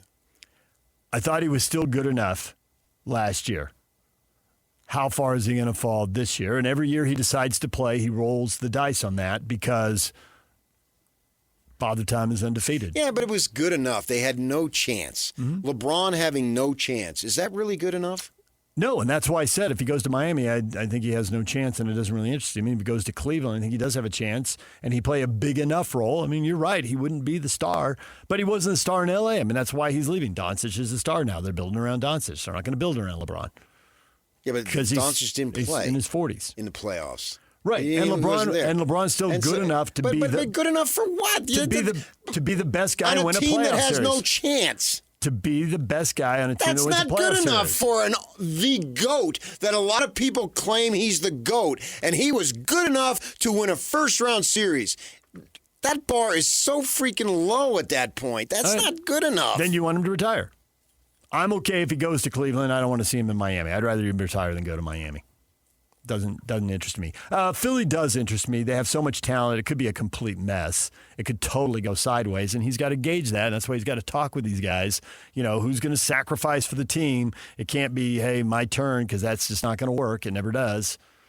So he'll have to figure that out, and that's presumably what he's doing right now.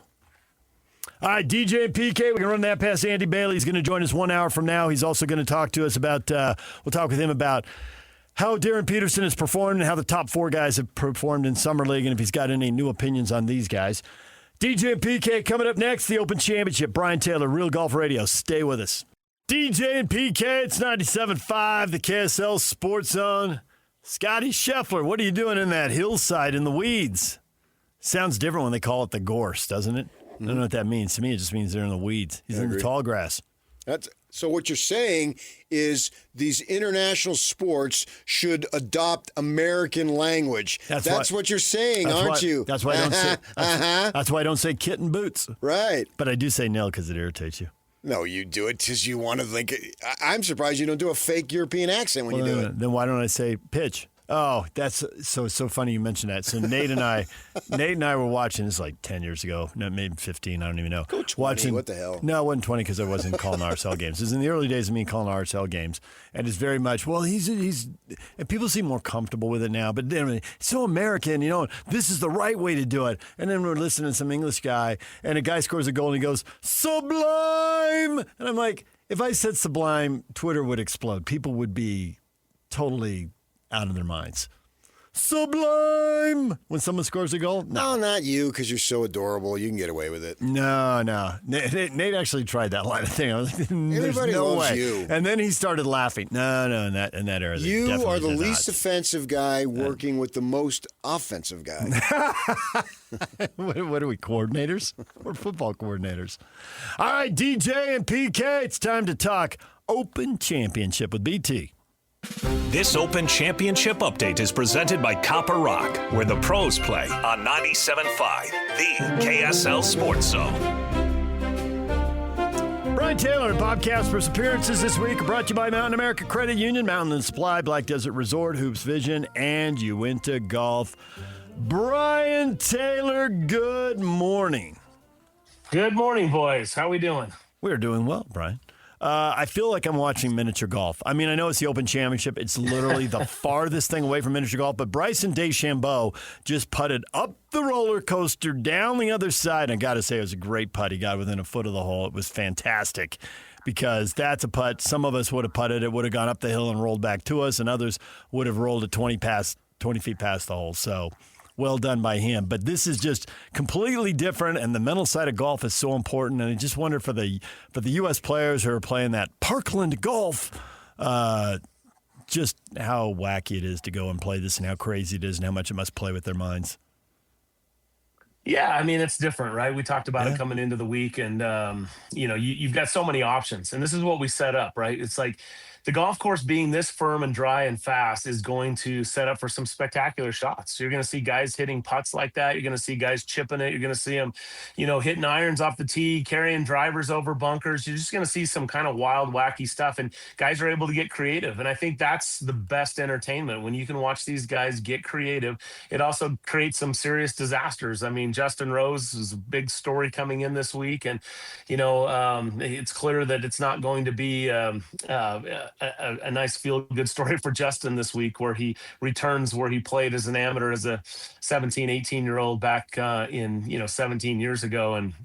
And he's last I saw, he was 5-6 over par, and he was hitting half his fairways and half his greens. And it just goes to show that if you don't keep it in play, you're going to get in trouble. But yeah, Bryson is an interesting story. That right now with him tied for the lead has got to be the story of the day. The big stat from Justin Ray, who's a big golf stat guy, was that since the first Masters in 1934, no multi-major champion under the age of 40 has missed the cut in all four majors in a season, and Bryson was coming in here 0 for 3. So looks like at least so far he's doing what he needs to do to not only avoid the missed cut, but put himself there in contention as he's tied for the lead at 4 under par. So that's a big story. We haven't seen very good golf out of Bryson so far this year, and he's handling it pretty well. Yeah, and there's a few guys at under 4. Is that what you're looking at as far as first day scores? Because there's still obviously a good chunk of the field that is just about to get started. Yeah, I think the wind is going to be up just a little bit, but again, it could calm down as the evening goes on. It's been fairly benign to this point in time. In fact, what's interesting about the wind is we always talk about, when it gets crazy whipping, it is obviously a factor in the defense for the golf course. But when it's just blowing 10, 15 miles an hour, it actually helps the players in the sense that when you're looking out and you're trying to shape a shot into a green, you can play a cut and have the wind hold it and it'll land a little softer. You can play a draw into a cut wind and have it hold and play a little softer. Or if you need a little extra, you can ride the wind. So the wind actually helps, and it's a factor that you use to get around these golf courses. Now, when it's just absolutely howling 40 miles an hour sideways, it becomes a major deterrent, and it becomes even more of a hazard, if you will, the wind. So far, the conditions have been absolutely ideal for scoring. What's kind of surprised me so far is it looks like there's a lot more grain or stickiness to the greens than even the fairways. And that's kind of opposite of what we play over here in the States. Usually the fairways are a little bit longer and grabbier than the greens, and the greens are a little slicker and smoother. And I think they look like they're putting smooth enough. They just seem to be a little bit sticky for how dried out they are, and a little bit slower. And so that's why you're seeing some of these guys that, hit really good putts and they just come up a roll or two short. But yeah, I think so far it's been an absolute great start to this thing. There are good golfers who don't play in the U.S. much, but this is really cut out for them. They play in Europe a lot, and they're really good, and so they win, and we don't know who they are. They're just anonymous to us. And we were doing the draft, and I was looking for those guys. One of the guys I came across was Robert McIntyre, and then, of course, I didn't pick him, and now he's tied for fourth. Whether it's him or, I don't know, somebody else, or there's some of those guys that the people ought to be respecting and keeping their eye on. We just don't see them a lot, but they are good golfers, and they're cut out for this course. Yeah, Bobby Mack is he's a good player. He was a Ryder Cupper, and he's solid. He's actually a fun guy from Scotland, and has had a decent record in the Open. So that actually would have been an okay pick, but he hasn't necessarily been playing well of late. So that's interesting. Like Francesco Molinari, I don't think anyone was talking about Francesco Molinari. I mean, he's this kind of senior tour stuff, for him to be up there at 3 under par. Thomas Dietrich is another guy. I don't expect Thomas to. I think he's a live guy, if I'm not mistaken. He got off to a pretty good start in his career. I think he's on live now, and I haven't heard his name a whole lot, but great player. I don't know anything about Daniel Brown, and obviously Sungjae Im's a great player. So, there's some interesting ones. MJ Daffy. I had to listen to the broadcast just to come up with how do you pronounce Daffue? MJ Daffy. At least that's the way the guys were laying it out there. Henrik Stenson, who's got Fanny on the bag again this week. That's pretty interesting. And she was on the bag for Faldo's 3 claret jugs. There's some interesting ones. And you got the English guys in there, Jordan Smith and Laurie Cantor. And as I already mentioned, Daniel Brown. So they're looking for any kind of salve there over in England after a tough loss in the World Cup. Did you just say he's got Fanny on the bag? Yes, I did. Did you like that? Are you trying to get me fired? I don't know what context in which you were referring to, PK, but where that crazy mind of yours goes. But Fanny Sunnison, one of the great caddies in caddy lore history for sure. And I tell you, MJ Daffy, he's no duck. There it is. Got a rim shot, Yak? Let's go. Stop playing with your phone. We need rim shots for PK in here. Alex Smalley and Ryan Gerard. Interesting group of players right there. Guys that have been, they're pretty unheralded, but they're playing really good golf. And it's kind of a shame. Smalley was going around nearly flawless, and he hit his tee shot out of bounds on the last and made double. So looking to get in the house at 5, gets in there at 3. Ryan Gerard's playing well. I know it's Scott Gerard's favorite player. I think he claims a distant relative there, even though it's not spelled the same. So it's not. But yeah. So what do you think is in terms of playing yourself out of it? You've already brought up Justin Rose on day one. It seems like that's going to be a long haul for him to get himself back into contention. But what would you put? Would you say even? Where would you go? No, I think even still plenty in this thing. After tomorrow, I think you've got to be, if the conditions, which the weather looks like it's going to stay pretty benign, right? Pretty mellow winds, pretty warm weather. I think it's actually going to cool down a little bit, but not get like blustery. So from that standpoint, I think right now, I would say, gosh, I think the +1s, even some of the +2s are probably still in this thing. Jordan Spieth was going sideways all day, and he's battling back. He's still at +2. If he could get one more coming in to get to +1, I think he's still in play. These guys, I don't know that they're going to run away and hide. I think you could have a 66, out there and jump up the leaderboard. I mean, obviously those guys at +1s and certainly at +2s would have to do it, tomorrow, right? In order to play the weekend. But I really feel like this is one where you could see a guy drop a number on a Saturday and get himself in position and in contention. So we'll see. I love the course. Think it's set up great, but it is kind of a wild card, as Open Championship golf courses can be. Linksy, you can get a lot of crazy things, some crazy bounces, and just like that, Smalley's going around looking like he's going to tear this thing up 5 under par and turn and post 3. Right, it can happen just like that. So I think the other way around, you can see guys reel off a few birdies around here and drop a low number. Scheffler birdied 4 of the first 6 holes. I mean, he was just absolutely on fire. He bogeyed 7. It seemed to blunt the momentum. 9 straight pars, another bogey at 17. He's playing 18. He's at 3 under. So the score puts him, in position, plenty good enough after 1 round. What do you think of the way he's playing? Are you buying him for the next 3 days or not, based on what you've seen? Yeah, I mean, I think you got to watch out for Scotty Scheffler when he's in the top 10 at a major championship, right? When he's in position, he's a guy that is dangerous. And I kind of picked him up as he was making the turn, so I didn't see a lot of exciting golf out of Scheffler, as you just pointed out, all those pars. But he really didn't have a lot of stress either, and I think that's important early in a championship, is to minimize the stress.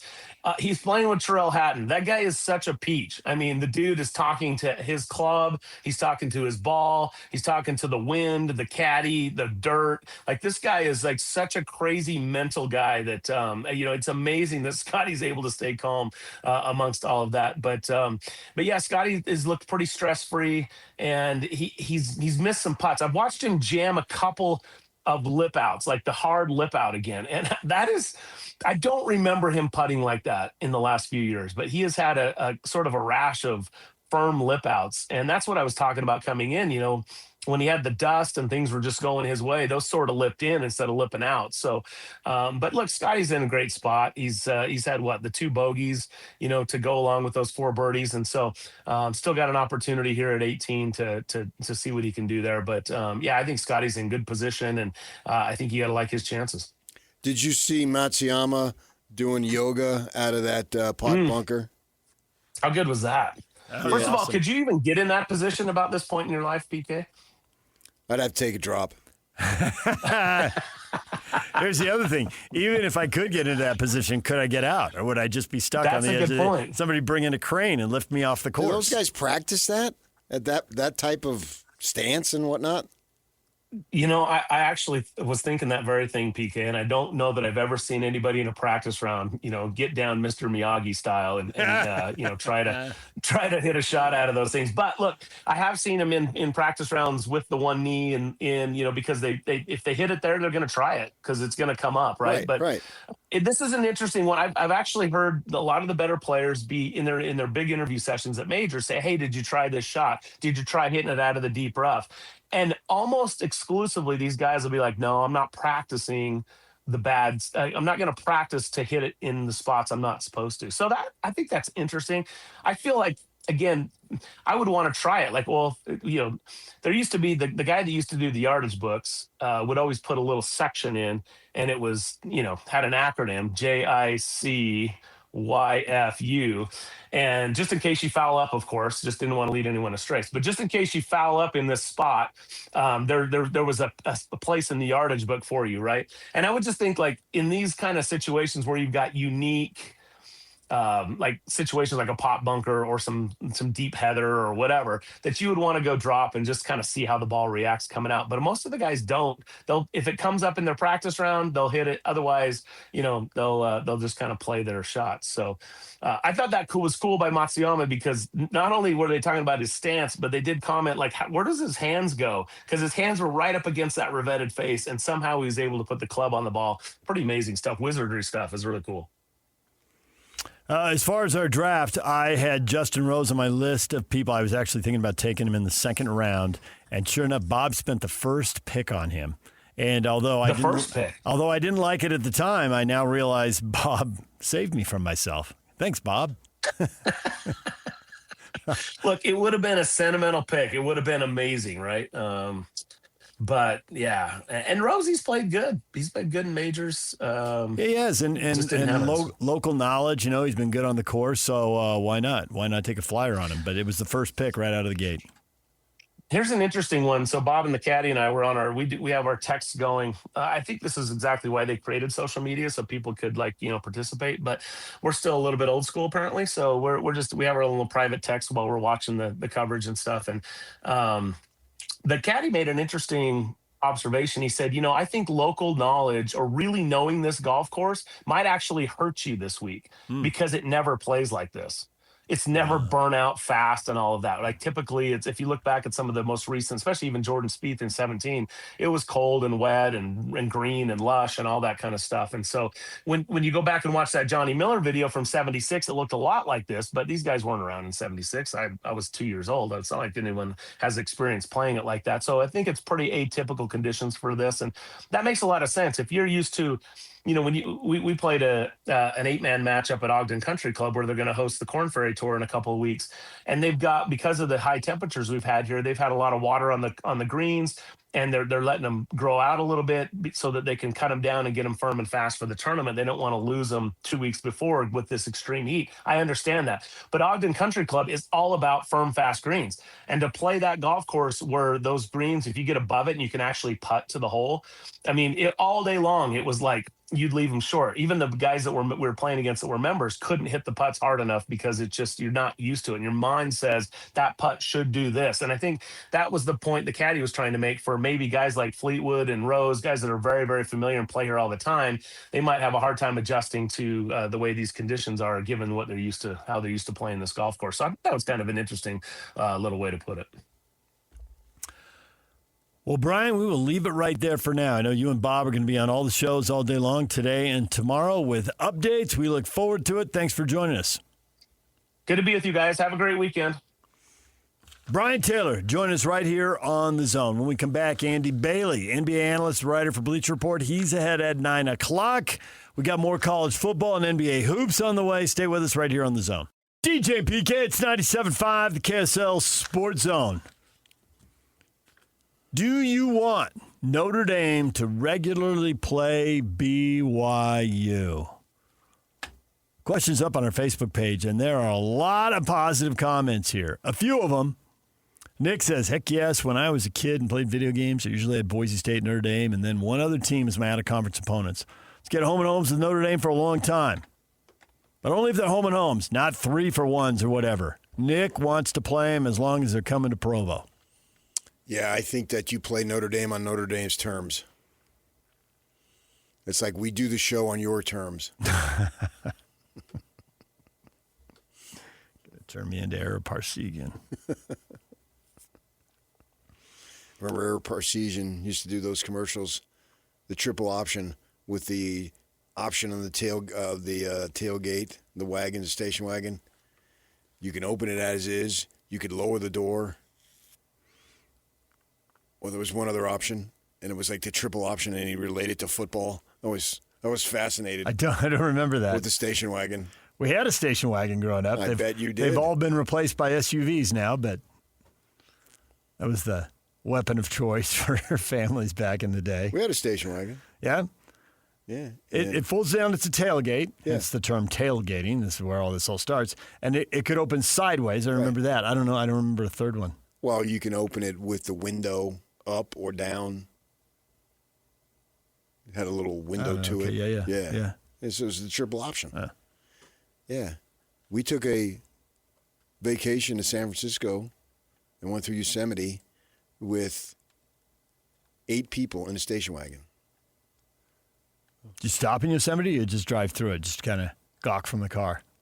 I think they stopped. I was like 14 years old, and we did my father drove, my sister and her husband, the soccer guy, were in the front. My mother was in the back. My grandmother was in the back seat. My mother's sister, who was a nun, she was there. And then me and my cousin Luann Ripa, who's a relative of old Kelly Ripa. She was like a year younger than me. So she was across the station wagon. And so her head would have been opposite mine. Her feet would have been right to my left. My head was next to her feet, my legs going the other way. And that's how we drove from Phoenix all the way up to San Francisco. You didn't have the pop-up seats in the back. No. No, we didn't either. No, I thought that was pretty cool when I saw the pop-up seat. We just laid across. Yeah, I know. I get it. My brothers and I had to do the same thing. One night, why would you have to do the same thing? You got six people could sit in the front. Uh-huh. And you only had 5 people in your family. Yeah, but we traveled with my grandparents sometimes. Yeah. So when we did, then in the backpack. To the beach? In the backpack. Disneyland? Believe it or not, to Sedona, Arizona and the Grand Canyon. And they wanted to save money, so we slept in the car. But I was 14, I didn't know any better. Now it'd be... What? Of course, they wouldn't have that now. Right. No seatbelts or anything. No Walkmans, no iPads, no iPods. No, look out the window and talk. Yeah. Spell words off license plates and other stupid games. Right. Yeah. So I think for BYU, you have to schedule carefully. Because if this playoff goes to 24, getting hammered by the Irish is not going to be a good thing. And you don't have to take the risk. This year, take the risk. As long as it stays at 12. It is at 12 this year. So it's the not argument going to then, stay at 12. So the argument the SEC has to, because it seems like they're getting outnumbered here on the go to 24, is it's going to be Cupcake City when we go to 24. Or the alternative is go to 10 league games, so they only have to schedule 2, and that's how you get your 10th tough game. I don't think they're going to go 10 league games. You have to schedule wisely if you're BYU. You can't, let's just go Notre Dame. Yeah, that sounds great because it's Notre Dame, especially if it's like a 2-for-1. The opportunities to go back to Notre Dame and win are going to be limited. And we know, I firmly believe, the number one reason that the committee was able to use in not putting BYU in this past year is they got destroyed. They were willing to give them a second chance, and the second chance against Texas Tech was worse than the first chance. Yeah, neither were any good, but I get your point. Right. So and it was a road game, obviously. And playing down in Texas, it wasn't truly a road game, but it was a road game. Well, the first one obviously was a road game. Yeah, they never got the chance to show what they could do at home. Yeah. So then the scheduling is, so you're suggesting that pass on BYU and then schedule, which is what most of the league is doing, is schedule either high-end G5 or low-end Power 4 teams and just pad the schedule. I think Arizona State, they're going to Texas A&M, so they took the challenge. But Kansas State's playing Washington State. Utah's obviously playing Arkansas. Colorado's playing North Carolina.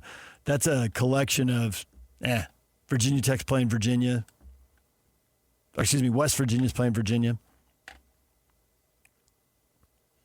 You have to schedule carefully when it goes to 24. Cincinnati took Boston College. And that's what we're going to get for big non-conference games then. Yeah, none of those you're going to get any buzz. You're only going to get ripped if you lose. And so you have to be careful. Schedule yourself to put yourself in the position to receive an at-large bid. Now, ultimately, win the conference and you don't have to worry about it.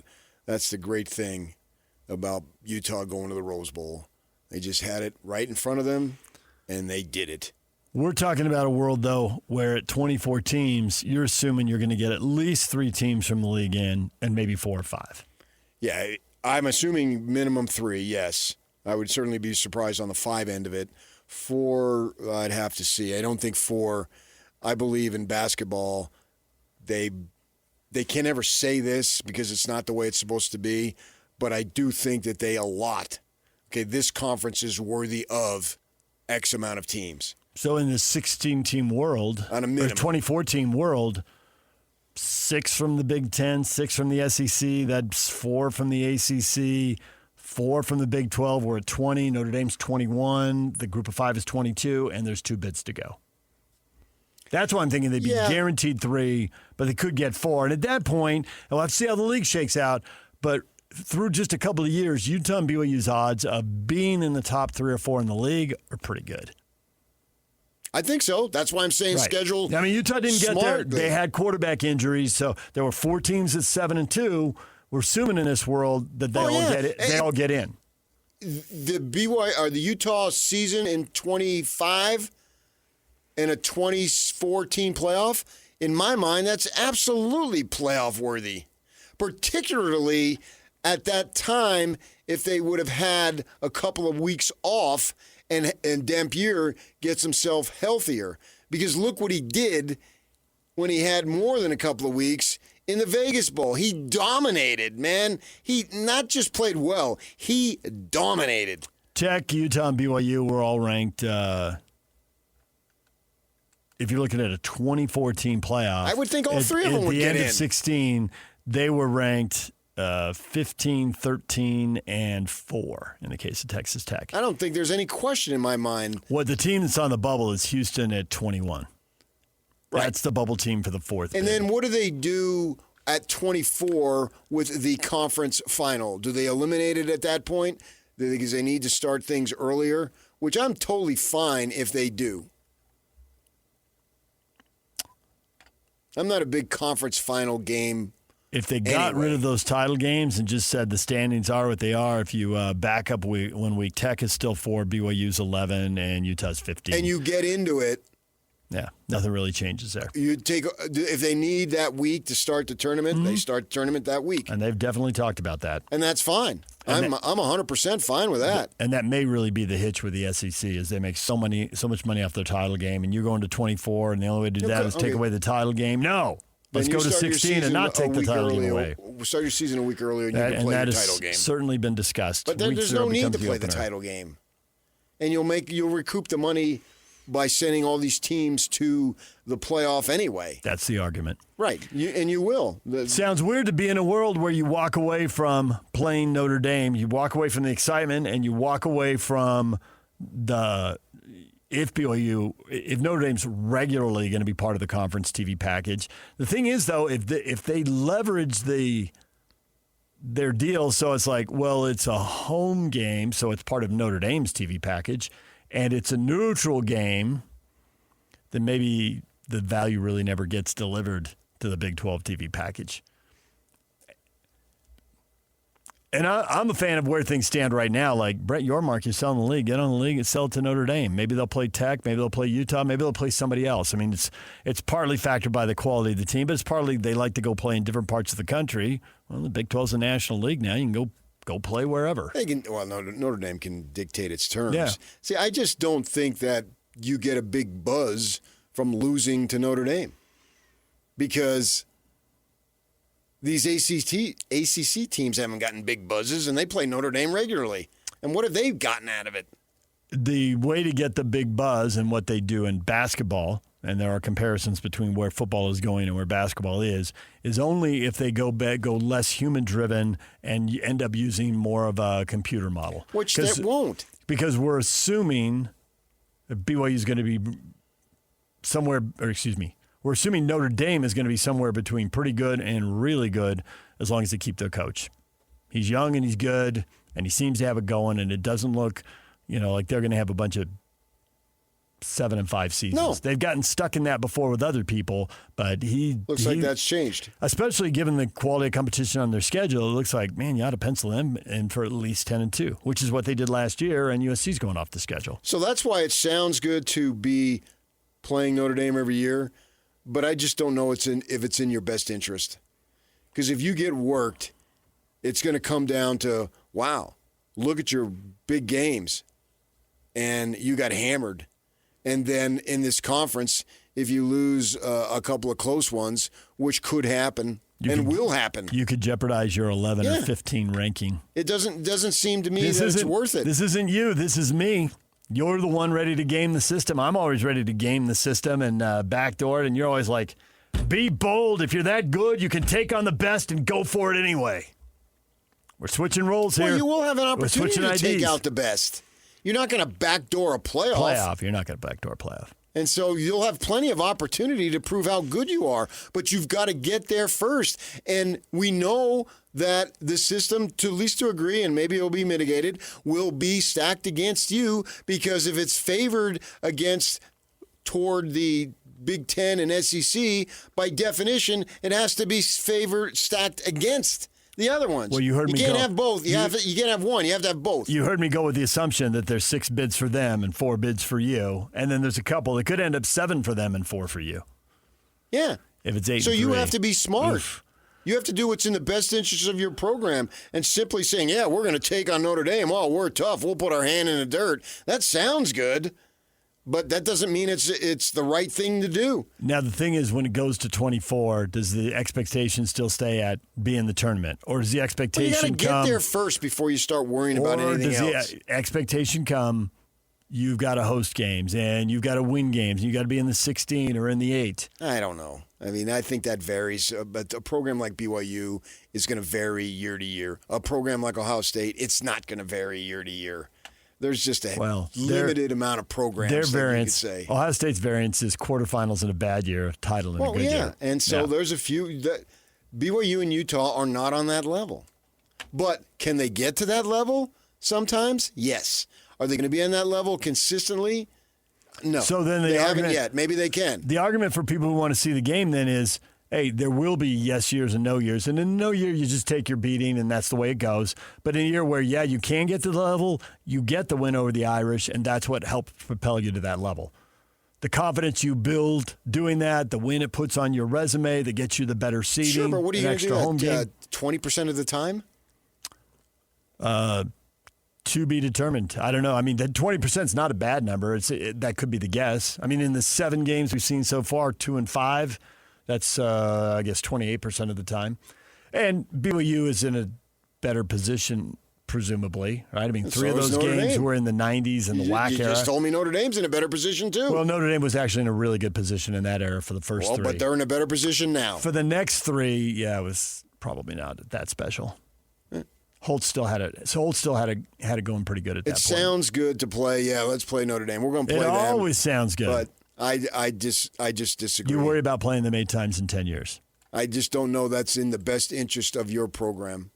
It clearly isn't in the best interest of USC's program, so somehow you think it's in the best interest of your program? Will you get busted if it gets out, which you have to assume that it will, that you're turning down games? Then it comes, we'll see you the Big 12. Is USC going to get busted? No, because they're USC, but you're not USC. Right. They carry cachet. And, if they're playing Oregon, Ohio State, and Michigan, they're getting games, Penn State and whoever else, they're getting games that you're not getting in the Big 12. Maybe but they're you get USC, so they have a higher standard. Maybe you get 1 or 2 big games in the Big 12. Oh, I disagree on that. Man, you are downgrading the Big 12. You only get 1 big game in the Big 12? That's ridiculous. They're not playing Texas Tech. They are playing Utah. Well, we're not talking about this year. We're talking this generally. Is a given year. Well, in any given year, the leagues are so big, the teams that are good, you could be missing them and they're off your schedule. Except SC is going to play that killer schedule every year. You just said that. Now you just said these leagues are so big in any given year. But for SC, they're going to play big dogs every year. But in the Big 12, which is almost the same size, maybe it is the same size. I can't even remember. No, it's not, but it's close enough. Yeah, it's 16 to 18. 16 to 18, right. But somehow in a smaller league in any given year, but SC is going to do it every year when you just said in these big leagues.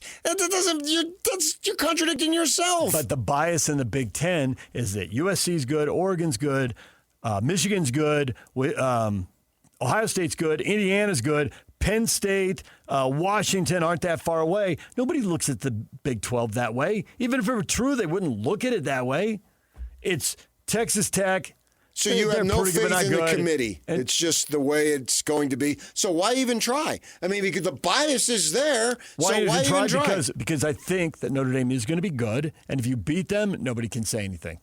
Sure, then play and then schedule SC and then schedule Alabama. Because if you beat them, nobody can say anything. Why stop with just one?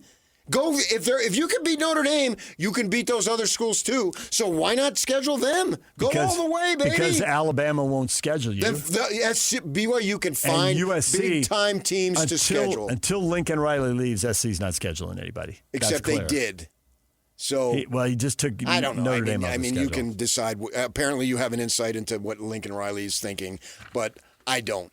I know that I was told by BYU that their AD at SC said, we've got to get them because look at the crowd when they play up the freeway at the Rose Bowl. And so suddenly that changes? No. Money will be there. The point is BYU, and if you're going to argue that, you're going to lose. BYU can schedule big games every year. They can schedule as many big games, and there's only 3 of them. They can schedule as many big games as they want because teams want to play BYU because especially when... If they have seats to sell, they put butts in seats. And it's an absolute fact. I've been on the road with them a million times. And a lot of powerhouses don't have seats to sell, so it doesn't matter. But some powerhouses do, and SC's one of them. SC does need butts in seats. Yeah, and so they... Oregon doesn't. I think Washington does. I would agree with that. Washington does. I mean, their stadium's pretty small, but Oregon's scheduled BYU. And they also win more. And they have an opportunity. And BYU can get as many big games as they want. So if you only have one big game in the Big 12, wow, we need to get Harlan and Santiago on and have DJ said, you're only going to play 1, maybe 2 big games. In fact, their camps are opening here in a few weeks. Let's go down and ask Scally. Let's go over to Kalani and say, because you guys should play Notre Dame, shouldn't you? Because you're only going to get 1, maybe 2 big games. That's a quote. Will you ask them that? That is already, we don't need to ask them because it's already backed up by the selection committee. No, will you ask them? Yes or no? Utah so was you not want to answer counted the question. as a big game by the selection committee last year when BYU won it. Well, they didn't get any credit for it. They got left out. We're talking at 24. We're not talking in the past. We're talking in the future. If it's a 4-bid league, then they can grease their schedules because it does look like they're in the top 3. You told me that's where they're going. It does look like they can stay in the top 3 or 4 in this league. You don't have much respect for the Big 12. I think that's what I'm taking it from. I think it's already clear the selection committee has no respect for the Big 12. In the past, you got me there. But we're talking about the future. I look ahead. I don't look behind. And the committee, whoever's on the committee, when that thing goes to 24, they ain't going to be on it. So I have no idea what those people are going to think because I don't even know who those people are, let alone what they're going to think. I have no clue. Well, you already think they're going to dismiss BYU because BYU is going to lose 47-10. If they lose 47-10, I don't think that's going to be an advantage. If you view that as a controversial take, I don't know what to say. If you lose to anybody 47-10, I'm pretty sure every single person on the planet is going to view that as a negative. Yes. Andy Bailey, NBA analyst and writer for Bleacher Report at the top of the hour. Stay with us. Welcome to This is Jay Scott and Ben Anderson.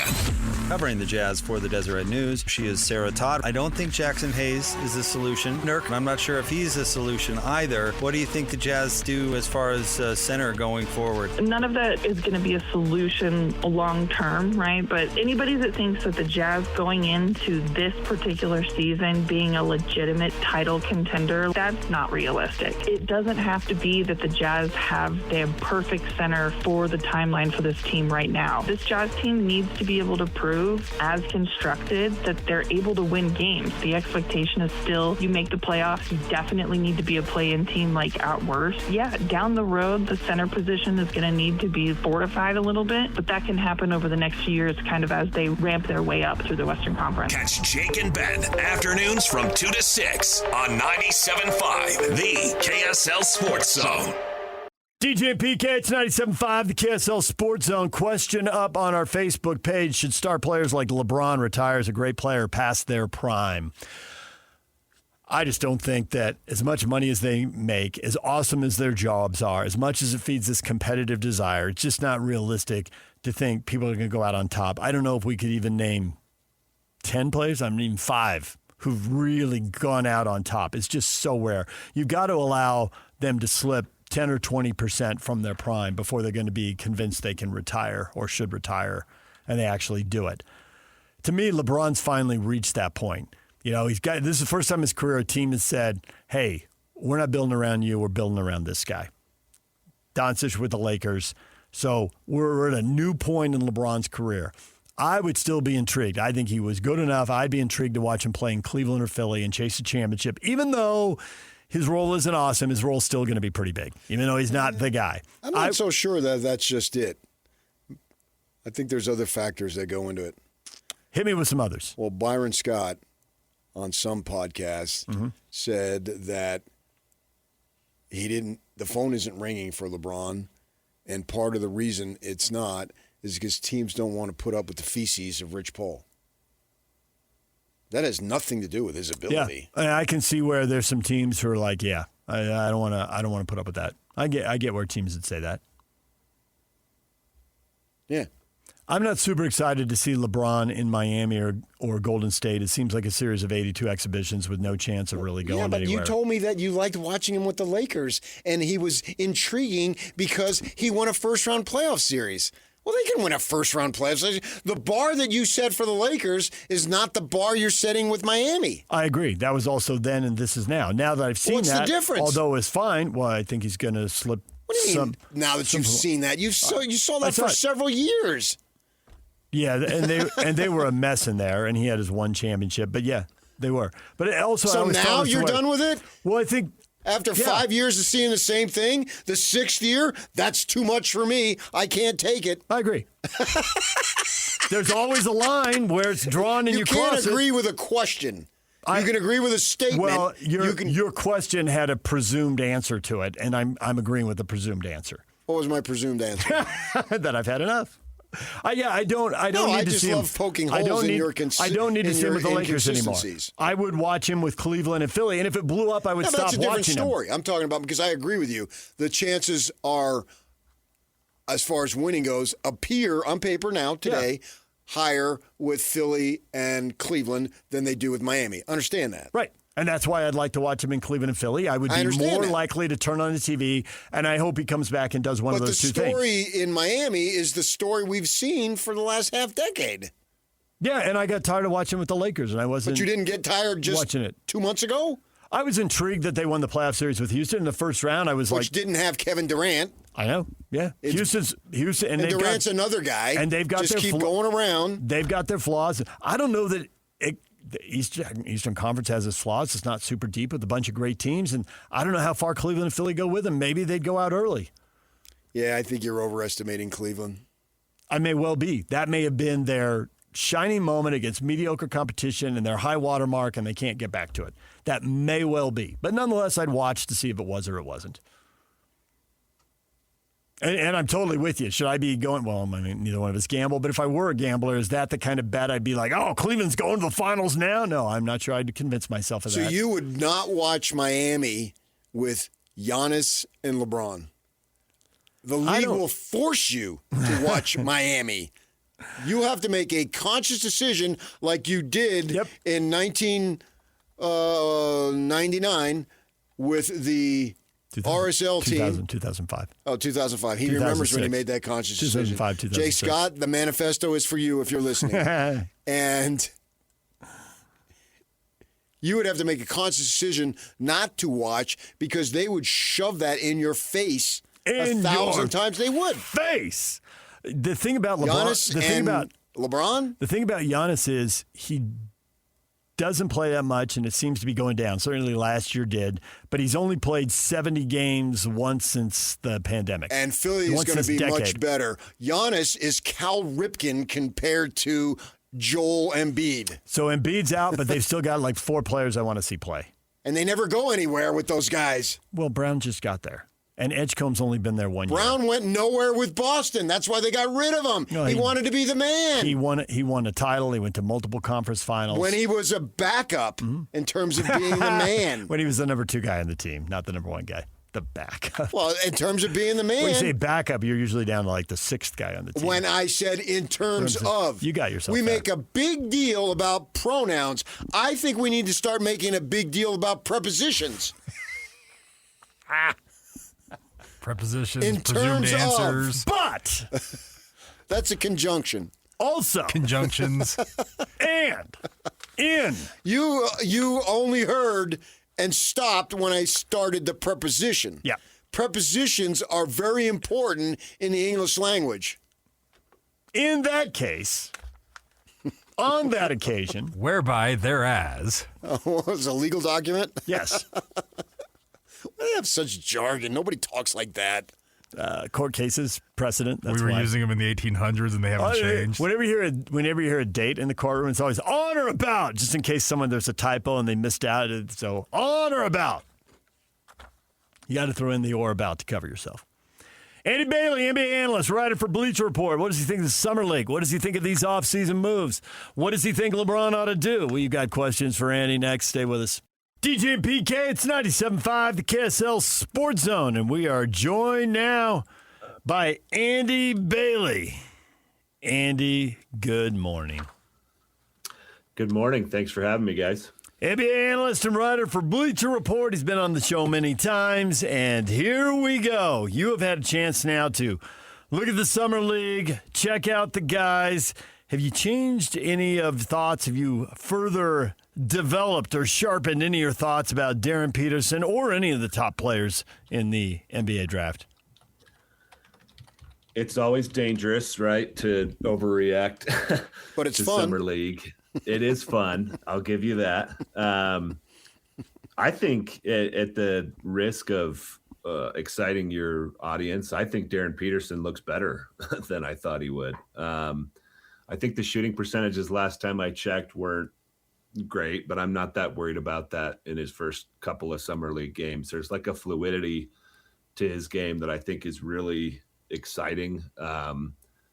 There's a willingness to score that I think is exciting that can be dangerous with some guys. Like I think it got dangerous for Darius Acuff and some of the other high picks, but it just seems so natural to him.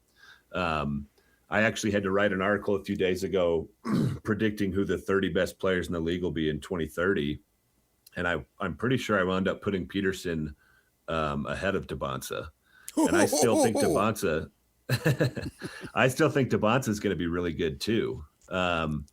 All three of those guys looked awesome. And also Caleb Wilson looks awesome. And I think he's out to prove something in these Summer League games that I'm not a big guy. I'm more of a small forward.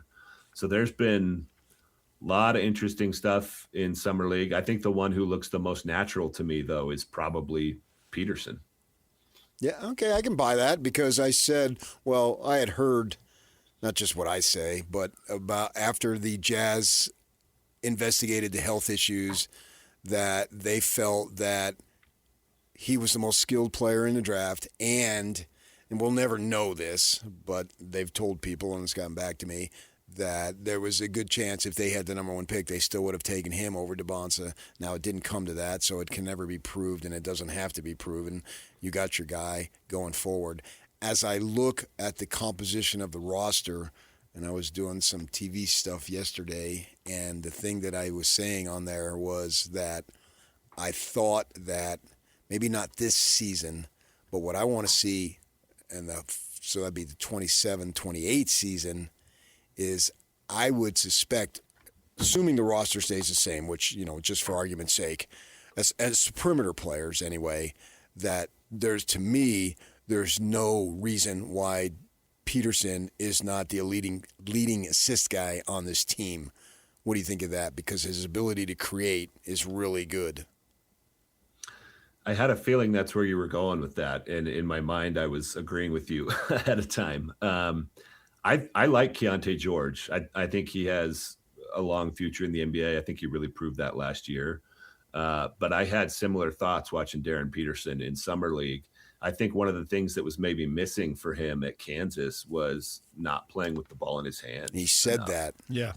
Yeah. And that was something that he did a lot in high school. And it's very good to be able to do both. And so eventually I hope he's just as comfortable playing off the ball as he is on it. This is not a one-to-one comparison, so don't mistake it. But I think one of the things that makes Stephen Curry so good is he's so good both on and off the ball. And I think Peterson has the potential to be pretty special in both respects. And this is my long-winded way of agreeing again. I think he does need to play on the ball. more often, and I think he will in the NBA. I was impressed by his playmaking throughout Summer League. I think he's got good vision. I talked in the first question about how he's a natural scorer. I think there's some playmaking instincts there too. And these days, we talk a lot about small ball years ago, and now the league is getting bigger, and then there's positionless wings and all this stuff. I think the archetype that's been the most important through all of it is the offensive engine. And I think Peterson has the potential to be an offensive engine, regardless of where you slot him in the lineup. Well, isn't there a lot to be said for having two ball handlers on the court, and then anybody can start it, and the guy you want to start it is the guy who is defended by the worst defender, because you have a mismatch right out of the gate, and everyone on the court just understands that, and they understand who to attack and who to attack immediately as soon as you get over half court. Yeah, I think there's something to that. I've written a lot over the years about how positional battles really aren't that big of a deal. You're just more dynamic if you have two or three playmakers and you don't know where the attack is going to come from. I think a team that's really obviously poised to do that over the next few years is the Spurs, and they did it. I think they kept the brakes on that a little bit throughout the playoffs. Like, I think Castle, Fox, and Harper can all play together, and for some reason they were afraid to play that card. That could be another trend coming to the NBA, is you want to have 2-3 high-level playmakers, not just a point guard and multiple wings who can dribble a little bit, but 2-3 guys with real point guard skills. And Utah is already kind of on that track with George and Peterson. And you don't want to get too small, but maybe if the right situation calls for it, you play Collier with those two guys. The cool thing about the Jazz roster is I think they're kind of setting themselves up to play either small or big. I think they're going to start big in most games. That's just kind of what the roster lends itself to. But they've, over the last couple of years, given themselves a lot more lineup flexibility. Several years back when the Jazz lost Hayward, they drafted Mitchell, and then right from the start, they gave Mitchell the ball. I think, in game 2 or 3, he was like 3 for 21, which it wasn't so much that he missed those shots. It's the fact that he took 21 shots. And, he was a second-year guy in college as opposed to a first-year, but still, they gave him the ball. Now, this team is different now because we weren't sure what to expect then, and losing Hayward we thought was a big blow, but they obviously overcame that. This team has some more proven veterans on it. What do you think of Peterson's game in terms of, I don't want to say throwing him into the fire, but not necessarily bringing him along slowly and cautiously? I think he's probably more prepared to be thrown into the fire than Donovan Mitchell was. My recollection of that draft cycle is that he was largely hyped up as a defensive guy, and he was taken outside the top 10, right? I mean, you guys probably remember this better than I do. It was outside the top 10. Yeah, 13. Right. So people were excited about him, but I don't think anybody expected right after draft night, like, this guy's going to have the ball in his hands right away. And obviously that worked out. I mean, he quickly became one of the best guards in the NBA. And I would say that part of that has to do with them putting the ball in his hands. And I think they'll be similarly aggressive with Peterson. Like you said, there are some vets that are going to need some touches. One of the nice things about the guy who's been their best player over the last few years, Lauri Markkanen, is he is one of the most fascinating players in the NBA to me, in that he gets touches, but he never wastes touches. For years, I would look up points per dribble, points per touch. He was always very, very high on that list, meaning he didn't dribble the ball a lot and he didn't hold the ball a lot relative to his shot attempts. So even though he's kind of a high volume scorer, I don't think he takes a lot of playmaking opportunities away from Peterson. I think he makes his life easier in a lot of ways. I think Triple J could be similar to that. You may have to sort through some, a little bit of a balancing test with Keontae George and Ace Bailey, but I wouldn't be surprised if within the first month or two, the hierarchy is kind of established and everybody realizes Peterson's the guy. And maybe that's a tough pill to swallow for George and Bailey. But I like the way that you compared it to Mitchell, because I do think there could be a similar runway there. And Peterson's probably more ready for it than Mitchell was. So then the question becomes, can everybody's ego handle that? And does everybody realize this isn't a Luka Doncic situation where I assume right now, let's just assume it's not a Luka Doncic situation where you give the ball 100% of the time. The advantage, you get it most of the time, but you're always matchup hunting, and you got to learn to do that. And so instead of initiating the offense, 60% of the time, you initiated 25% of the time. I mean, he's not going to play every minute of every game. Nobody plays every game. Guys may be limited to 30 minutes instead of 35 or 36, part of load management. So there'll still be possessions for other people, but you won't have the ego of walking into the locker room thinking, I'm the man. Like, well, you're a man you're the man some of the time. Yeah. I think the way you phrased that was perfect, because as I was laying out that last answer, I thought maybe it will be tough for Bailey and George. But really the only guy who plays that heliocentric ball anymore off the top of my head is Luka Doncic. Like, nobody else gets that license, and I don't think Peterson will. And I think Will Hardy's a smart enough coach to be able to get everybody enough touches, enough shots. Hopefully within a couple months, those other guys realize, shoot, my life is easier with Darren Peterson doing this. One thing that really impressed me about Ace Bailey last year is I think there was some question about whether or not he'd be able to accept a lesser role than what he anticipated going into college. And I thought he was way better off the ball than I anticipated he would be. And he was a lot more willing to do that. So if he becomes like a high level catch and shoot guy, maybe models his game a little bit more after Lauri Markkanen, where there's not a lot of wasted motion, not a lot of wasted touches. Those two guys fit perfectly with him. Peterson and George have we don't know where the attack is coming from dynamic that we talked about earlier.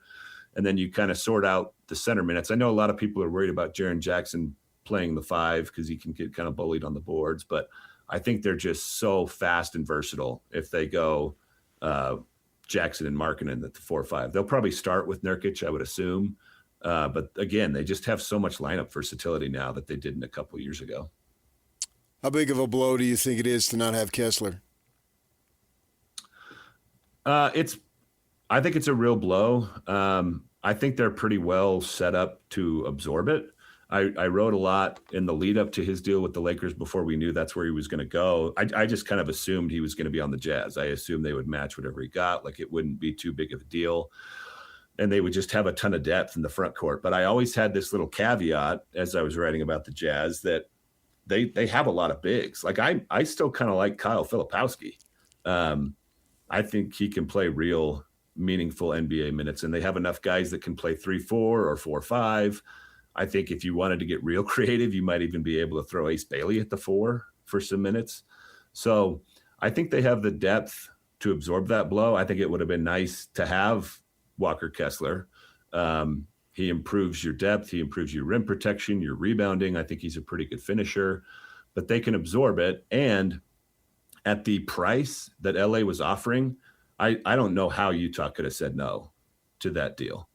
To get multiple unprotected first-round picks for him, I think was a coup. I think they'll survive his loss, and they're a lot better off in the long term for it, just because of LA was willing to pay like a superstar package for this guy. Yeah, and those reports that were coming out that Kessler's people were saying, hey, we got mid to high 30s. And I mean, the Jazz just can't afford that in the long run. So it sets them up better in the long run, even if they're short-term pain. Because in the long run, the math wasn't going to work if he was legitimately going to get mid to high 30s. Now he didn't, but maybe that's because it was a sign and trade.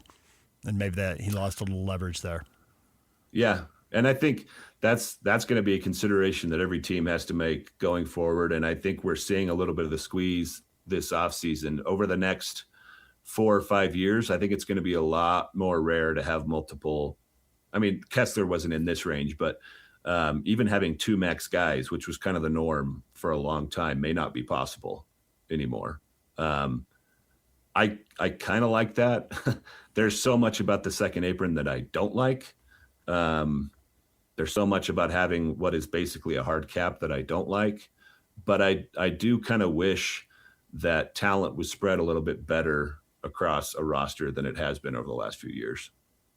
Yeah, the way it's been, such top-heavy talent.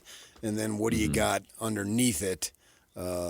That's where I thought if they did decide to keep Kessler, maybe they could have made some moves because they do have, we'll see how it is, these guys, these young guys that they drafted, they've each shown something to a good degree. And you mentioned Collier, and you also have Filipowski, Sensabaugh. Cody Williams, I'm not too sure about him yet, which, going into your third year yet, you can't keep using that word. But right. I think that salary-wise, they may have some stuff at the end of that salary scale that could help their team. And the thought for you, you've seen these guys, the ones that I just mentioned. What types of roles do you see for them? Because they may be called upon individually or collectively. Yeah, I think everybody you just mentioned is going to play, including Cody Williams. Maybe even a bigger red flag for analysis than Summer League is the last couple of months of the regular season for a tanking team. It's just so hard to know what to take seriously from that stretch. Right. But Cody Williams was pretty good over the last couple of months of last season. Now, he looked really bad in Summer League a couple times. Yes. Just in the last few weeks. So it's really hard to know what to make of him. But I still think there's a chance he's a good 15 to 20 minute rotation wing. And if that's all he is, fine. Given what is on the rest of the roster, I actually don't think that's a bad result. Right, I agree. I think he was another guy that was taken around 9 or 10, if I recall correctly. Yeah. So there you go. Yeah, that's not a terrible outcome. I think Collier is more ready to help right now than Williams is. I think he's a good playmaker. And I think Filipowski is a solid big man who brings some skills to the table that some of the other guys don't. So I think all the guys you mentioned are probably going to play.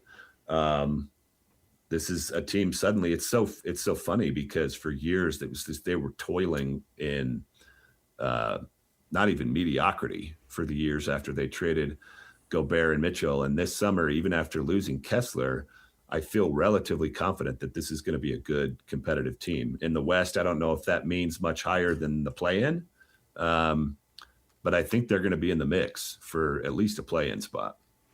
Yeah, Andy, you started to reference this earlier, and I want you to expand on it a little bit about their ability to play big and play small. Jerry Sloan, and they have this long run, and it's Stockton and Malone, and you just know what's coming. And then Jerry would just go outside of the box, 97, 98, 99, right as they're really getting to their peak.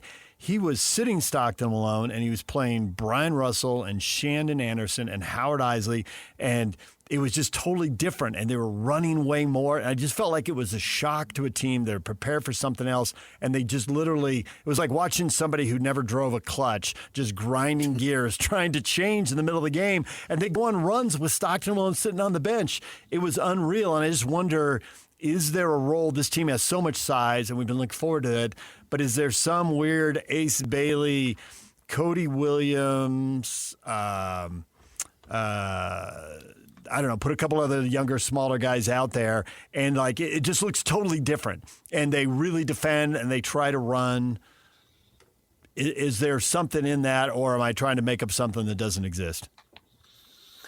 No, I think you're totally onto something. I think lineup versatility is a huge deal. I loved how creative Jerry Sloan was. I think one of the reasons Andre Kirilenko was so effective for the first few years of his career is Sloan was willing to use him in ways that other coaches maybe would not have been.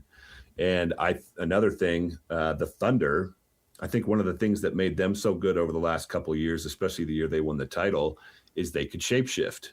They would start big with Holmgren and Hartenstein, and they played a certain way that way. And then they could move Holmgren to the 5 and play a little bit different way. And I think Utah has that flexibility now. I think they'll probably start with Markkanen at the 3, which is unique in its own way because he's huge for a 3. And that front line with him and Jackson and Nurkic is going to be kind of a punishing front line. But like I said earlier, I think they could probably go Markkanen at the 5 and Ace Bailey at the 4. And you fill out the lineup from there. Like Peterson would be in that lineup, Collier, George. That's super small. And you probably get beat up defensively and on the boards, but you could also run a track meet with that group, and you're not going to play at extended minutes. But if you get the right matchup, you can run for 5 or 10 minutes between the first and second quarters, and you kind of change the complexion of the game. And the other thing that's nice about flexibility, there's always been this sort of balancing test, like, do we do our thing or do we react to what the opposition is doing? But to at least have the option to react is good. Like if you're going to play a team with big bruising bigs, well, shoot, we can play more of our big bruising bigs. If you're going to play a team that's faster, we can play faster. So it's just nice to have the optionality, and I do think Utah has it, even with the loss of Kessler. I think they're very versatile and deep at several positions. How much sleep are you losing over the anguish of trying to figure out when and where LeBron is going to make his decision and where he's going? Because, it's just keeping me on pins and needles here. Well, I got to say none at this point. It was pretty fascinating in the early part of the offseason when I was doing a lot of stuff for Bleacher Report, reacting to a lot of different news. And I do think it's kind of mind-blowing. I think LeBron turns 42 in December, and I would say he was still a top 25 player in the league last season. And he's still like the make or break element for multiple teams off seasons. Like I think Denver's out of the running now, but them not getting him makes their off season very underwhelming. If the Cavaliers don't get him, their off season is very underwhelming. If the Warriors don't get him, their off season is bad.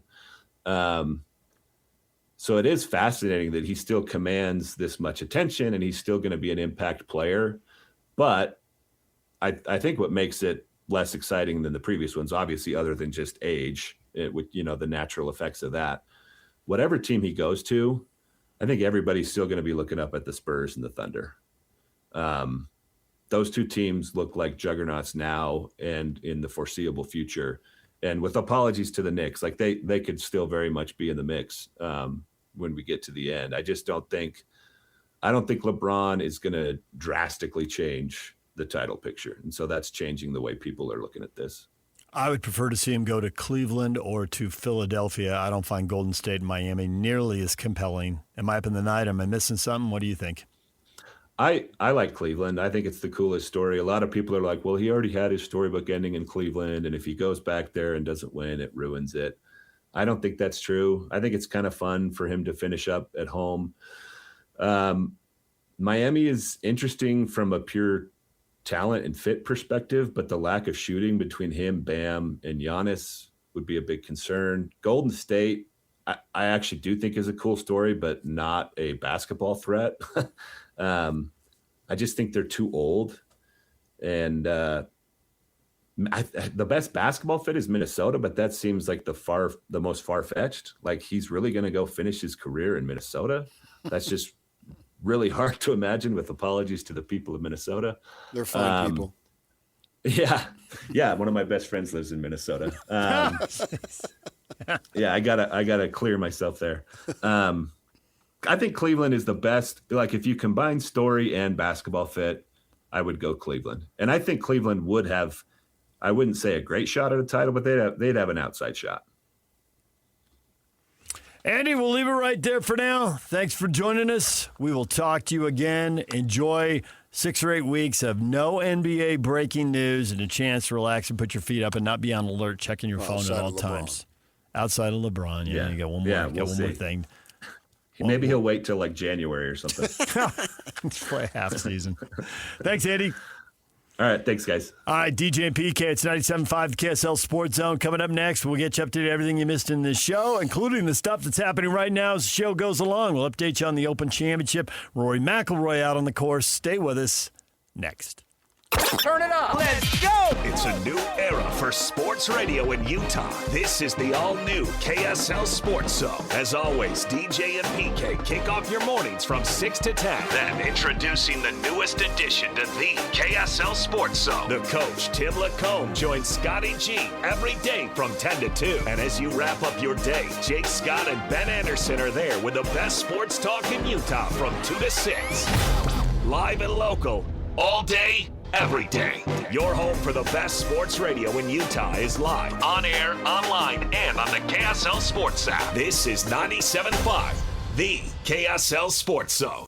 Daniel Brown, Sung J M, starting out with 466s. They're all done. They're just so far north. They play forever. There are guys who are already done. There are guys who are just getting started. It goes on and on. They can play till like 1:30 today. They've got another 4 hours of Oh, yeah, because golf. that'll be like 9:30 there, right? Mm-hmm. Thomas Dietrich, Robert McIntyre, Francisco Molinari, Alex Smalley, Bryson DeChambeau, all in a group at 67, one back. And Scotty Scheffler's in the group at 68, two back. So all in the mix, long way to go. You took Colin Morikawa, didn't you? Did I? He's out there on the course. He's 2 under through 6, so that's one of the guys you can watch now more. Well, I mean, I kind of hope I don't win because I think it's unfair for you guys. No, you don't. I'm impossible to deal with on a good day. That's a fact. It's just all grist from the mill. He says that's a fact. Well, I mean, I just want to agree with you. I'm being agreeable. Okay, I am brutally handsome. Brutally handsome. You're so handsome you hurt people. Ow, PK. Yeah. Stop being so handsome. You're hurting people. You notice you didn't agree with that. That cracked me up. I'm That was grossly hilarious. underpaid. I agree with PK. Thank you, Yak. You're rarely that helpful. I'm surprised that all morning we haven't discussed the ESPYs. Why? Sports awards? So? You don't watch the ESPYs? I did not watch the ESPYs. Is anything stupider, more stupid than the ESPYs? Savannah Bananas open the 2026 ESPYs, one of the worst performances you'll ever see. Well, I'm glad I missed it. What do you mean? ESPY Awards slam for opening with cornball Savannah Bananas. Oh, like it's supposed to be legitimate? I don't know. They apparently did some musical number that had people up in arms. Oh, they did? Yeah, I saw the reaction on social media. Well, I love it when people are up in arms. I spend most of my time there. Mike Tyson awarded Shohei Ohtani the ESPY for best single game performance. So Shohei, was he there? I don't see him No, there. and there's also a clip, I can probably pull it, of Mike like announcing and said, "Oh, he's not here today," and then you hear Mike, "Well, he's a guy." It's a really random. Mike Tyson told me to be somewhere. I'd be there. Yeah, well, I think, yeah. I used to see him in Vegas. He was always hanging out there. That's where he's most of the time, yeah. Mean-looking dude. And he had the fighting ability to back it up. Yeah, and he's crazy and mean. That would a combo.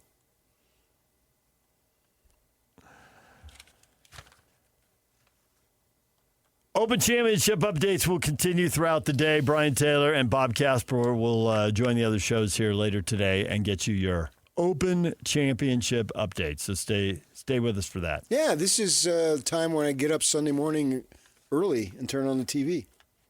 It's not usually a lot on for you. Occasional NFL Europe game? I'll watch that, but I won't make it a point right to get up early. But for the final round of the Open, or even the third round, you get up Saturday? Not as much. Yeah. Saturday, it's usually get up, go to the gym, mow the lawn, blah, blah, blah. So I'll check the tournament later in the Saturday day, late morning. But Sunday morning, it's like, yeah, I'll at the latest 8:00, probably even 7:30. I'll have it on, and then usually just watch it all the way through.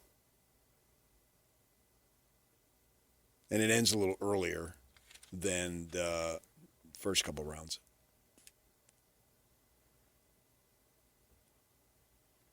We talked a lot of NBA this morning. The Utah Jazz lost to the Spurs in Summer League. Darren Peterson, 15 points on 4 of 16 shooting. We just had Andy Bailey on. Wherever you get your podcast, you can listen to him.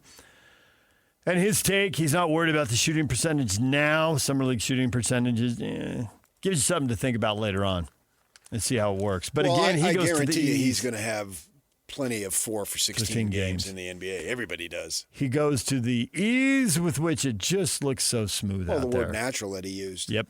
And I can see why he would use that word. Yes. And those are the words everybody is using watching Peterson. He's a smooth-looking player. He rarely looks awkward, off balance, any of that stuff. I want to see him be a facilitator, too, not just a scorer. because I think that he might have the best ability to distribute the ball because he can break down a defense and cause the scramble situations, which I think is ideal because then, depending on their particular lineup, they literally will have 4 very good shooters out there. And that's exciting.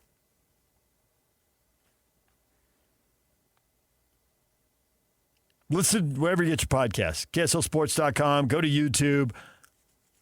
Andy Bailey weighing in on the NBA and the Utah Jazz. Baseball resumes tonight. Mets and Phillies, 5 o'clock on ESPN. The Astros with a trade. Lance McCullers Jr. and Colton Gordon, a couple of pitchers, a righty and lefty to the Brewers in exchange for Cecil Fielder's grandson, Prince Fielder's kid, Jaden Fielder, outfielder, DH prospect. How many players have had grandsons make the big leagues? The now, Boone in the case family. of Fielder, you're also having your son and grandson. Yeah, the Boone family is famous for that. Daniel? Daniel was the first to make the bigs back in the 1800s. After, defended that raccoon hat? Yeah, after he defended the Alamo, he ended up playing. Yeah. Wait, no, I don't think there's much going on after the Alamo, given the way that He played for the Colt 45s? Oh, sure. Wasn't that the Astros before the Astros? Yeah, they were the Colt 45s. When they were playing outdoors. And Yeah. Yeah. I know Carl Yastrzemski's grandson. Mike right, but that skipped a generation. It wasn't 3 generations in a row. Yeah. Bob Boone, who is a descendant of the American pioneer Daniel Boone, according to Wikipedia. I know that. You did not know I did too. I know my Bob Boone, catcher for the Angels and Phillies. Bob and his wife Susan had 3 kids, 2 of whom, Aaron and Brett, played in the majors. And now what a loser on the other one. And now Brett's son Jake Boone is an infielder in the Washington Nationals minor league system. So Al Leiter's got his son, and I think his brother has got his son. I think Jack Leiter's a pitcher. So the 2 Leiters. Yeah, Jack was at Vanderbilt, if I recall. Yeah, he was a star. Yeah. Kid out. I think he went to the same high school in North Jersey as Volpe, the starting shortstop for the Yankees, although I think they've been bouncing around the second base. Al Leiter's a Jersey guy all the way in that Toms River area where they've had good teams that have played in the Little League World Series. Todd Frazier, another guy. But, yeah, that'd be really cool to have your son, the dad, son, and grandson all in the big – well, he hasn't made the big leagues yet, so. All right, so according to a quick Google search, there are 7 3-generation families in Major League Baseball history. Those be the Bells, the Boones, the Colemans, the Cruzes, the Hairstons, Kessingers, and Schofield. So, I didn't know there were 3 generations of Kessingers. They've had grandfathers, fathers, and son, and obviously the Fielders would join that if and when Jaden makes the jump. There it is. Yeah, I knew about the 2 generation with Kessinger. Mm-hmm. Oh, I should point out the Schofield. It's Jason Worth. Now he obviously he's from the Schofield family. His grandfather and father were Schofields. He is Jason Worth, obviously the Phillies. Yeah. He recently retired. So that one's Schofield. Yeah, you don't have Worth. to have the same name. Could be mom, dad, so forth, whatever it might be. Yeah. Those families that had brothers, like there were 3 DiMaggio brothers and there were 3 Alou brothers, but there was never another generation. I think you'd have multiple chances of getting to multiple generations. What are you talking about? Well, I see what you're saying. So the DiMaggio kids or the DiMaggio grandkids. Gotcha. Right. Okay. And you'd have 3 chances, right? Well, you're tripling your odds. See? Depending on how many kids they have or how many boys they have, even more. I mean, we do see that where we see the kids are really good athletes, but they go into their own sport, Ken Griffey Jr. with Trey Griffey. Because that's the thing is the Griffeys could have been the part Griffeys of this. had 2. Trey, his son was a receiver for the U of A because I saw him down there taking pictures. Correct, yeah. So his sons went after football. Yeah. What are Ken Norton Jr.'s kids doing? I mean, because obviously his athleticism, dad was a big-time boxer, and then you got a big-time linebacker. I think they're into cooking. What's wrong with cooking? Nothing. Why'd you go? You're the one who made it an issue, not me. The way you said it. No, all I said is I think they're into cooking. That's all I said. You could be into cooking and still be a high-level athlete. Athletes got to eat too. I agree. You're the one who took it as it was outrageous, not me. I agree. Say it simply, innocently. That's the thing. And most of the stuff I say is innocent, taken wrong. That's funny. We did this thing front row. They're starting it. YouTube front row with our TV guys and Stevenson Sylvester. I call him Sly because I think that's what everybody calls him. And so I substituted because Sam Farnsworth is on vacation, and we had to do a thing on if you did a Netflix on you, what would it be? And I said, well, me, I think that they need to do it and to explain and show how tender I am. And I told the story of my hairdresser's friend asking her, is he as arrogant in real life as he is on the radio? And she said, of course, knowing her, she said, no, he's worse. But anyway, watch the front row. You can check it out on YouTube. And then I think this coming weekend, Saturday at 6 o'clock, and then Sunday night after the news, the front row. My last television appearance ever. First and last? Let's the Utes make the Rose Bowl. For what it's worth, Ken Norton III is a defensive assistant for the Chicago Bears. Smart guy. Stay in the game, get paid, but don't blow out your knees. Don't wreck your hips. He played at Azusa Pacific. I just saw Boise State listed their coaches, their basketball, and there was some lower-level assistant whose last name was Few. And then, of course, the coach's last name is Rose, and there was an assistant named Rose. Things to make you say, Good for them. You got an in, take advantage of it. Get in. Fun way to work, and especially if you don't consider it work. NHL regular season schedule set to be released later today. I think it's coming up in about an hour and a quarter, 11 o'clock. Utah Mammoth home opener, October 1 against the Chicago Blackhawks. The Delta Center will be set and ready to go October 1. 84-game regular season. Why increase 2? I don't know. And how did they get 8? I was wondering that. How do you get 82? And they make the All-Star pregame show. They make it a big deal about, the glamorization, the romanticism of baseball. 162. How did they reach those? I think in the case why of not baseball, 160? Why not 80? In the case of baseball, it was 154 for a long time, and I think when they had the 18 leagues, that's 7 times 22. So everybody played everybody else 22 times, 11 home, 11 away, and you had a 154-game schedule. And I think when they went to 10, there was some math that made 162 work.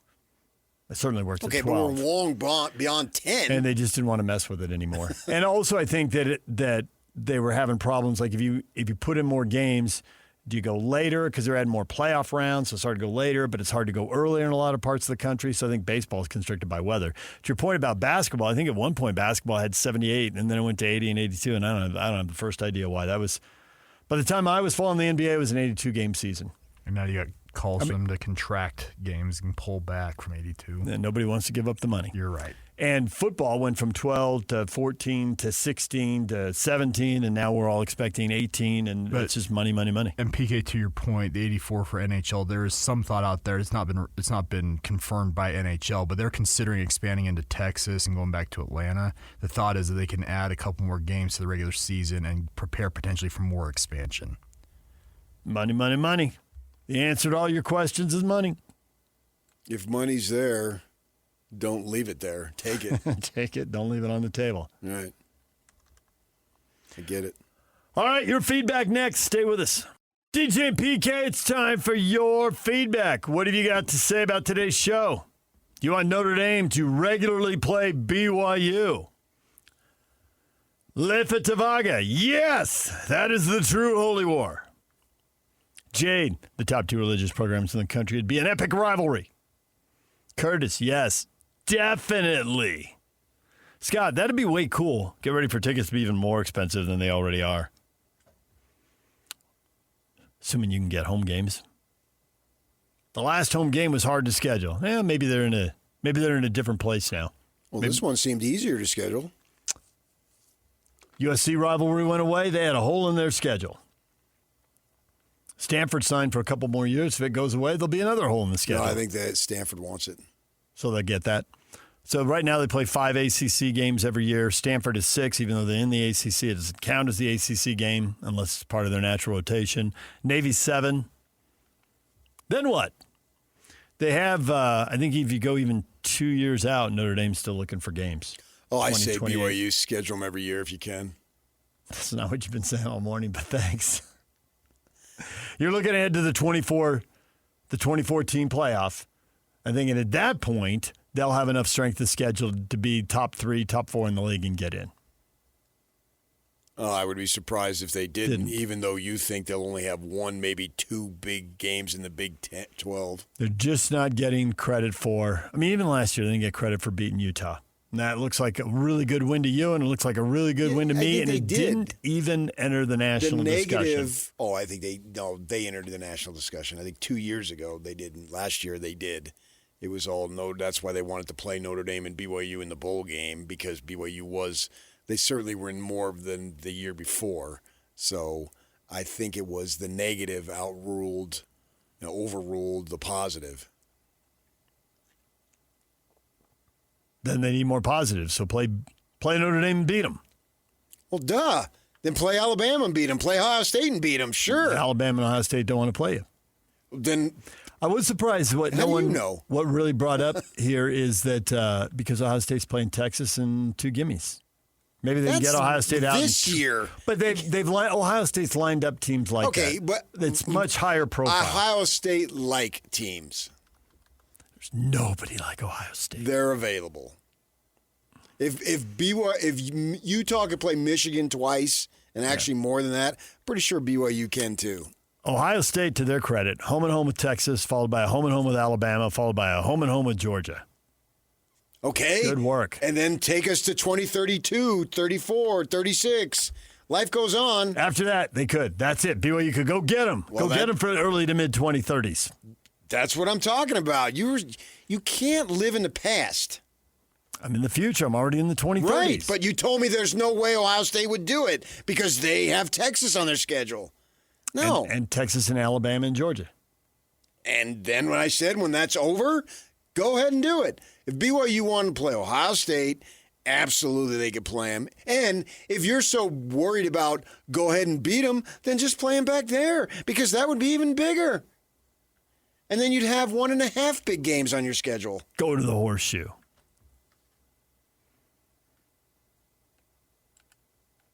The other question out before the people today, LeBron James. What should he do? Should star players like LeBron retire as a great player or play past their prime? If I was a star player, I'd want to go out on top. Everyone's going to say that. Yeah. Well, he's not going out on top. If I was a star player, I'd like to go out as a loser. Who's going to say that? Rick, I think it's time for him to hang it up. I'd be okay if he hung it up. Yeah. And what is he playing for? He's made it into his 40s.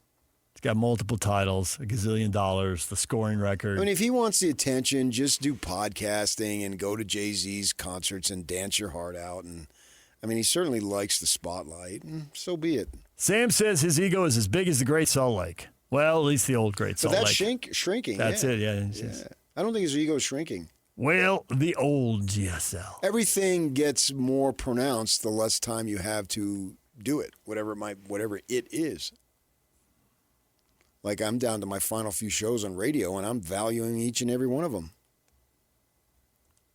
Just when you thought you were done with TV, they pulled you back in. In that statement, that's okay. What'd you say, Huck? There's one falsehood in that statement, but that's okay. That I don't value them? I absolutely do. No. But you're down to your we know few. you value it. Well, relatively speaking, if I've done 1,000, I'm probably not going to do 1,000 more. You got to put everything in context. I didn't even bother saying what Yak said, even though I thought it, because I knew that was your answer. I've been more enjoying the fact that Mr. My TV career is over went down and taped the TV segment yesterday YouTube. because it's also going to TV. as you right, well but know. they told me it was YouTube. I mean, you went to YouTube immediately because you taped it on a Wednesday, but on Saturday and Sunday, it's going to be on TV. Right, because there's not a lot of sports going on right now. If it were in October, I don't know that it would be on there. That's what they explained to me, and I'm fine with it either way. I don't care. Believe it will be on TV in October. Well, then it would be way outdated. We taped it yesterday. Why are you going to play it in October? I've had this discussion as recently as last night. What were you doing last night? Nobody can win with you. This is awesome. Yeah, he just. Yeah, it was good to see you, TV boy, back on TV. I was talking to one of your bosses. And one of my bosses. You're talking to one of my bosses behind my back. What'd you do? Have a personal barbecue at your house and not invite me? No. I had to fill in for Sam, who was on vacation. That's what I did. I'm aware because the boss told me. To which I thought, his TV career is over. I knew it. And I told you at the time I knew your TV career wasn't over. I am ultimately nothing but the vacation fill-in. Nice. You can put that on my tombstone. Woe is me, he was Patrick nothing Kinnan. more than a vacation fill-in. Put it on your mausoleum. All right, coming up next, Scotty G, the coach, Tim LaCombe. Stay with us.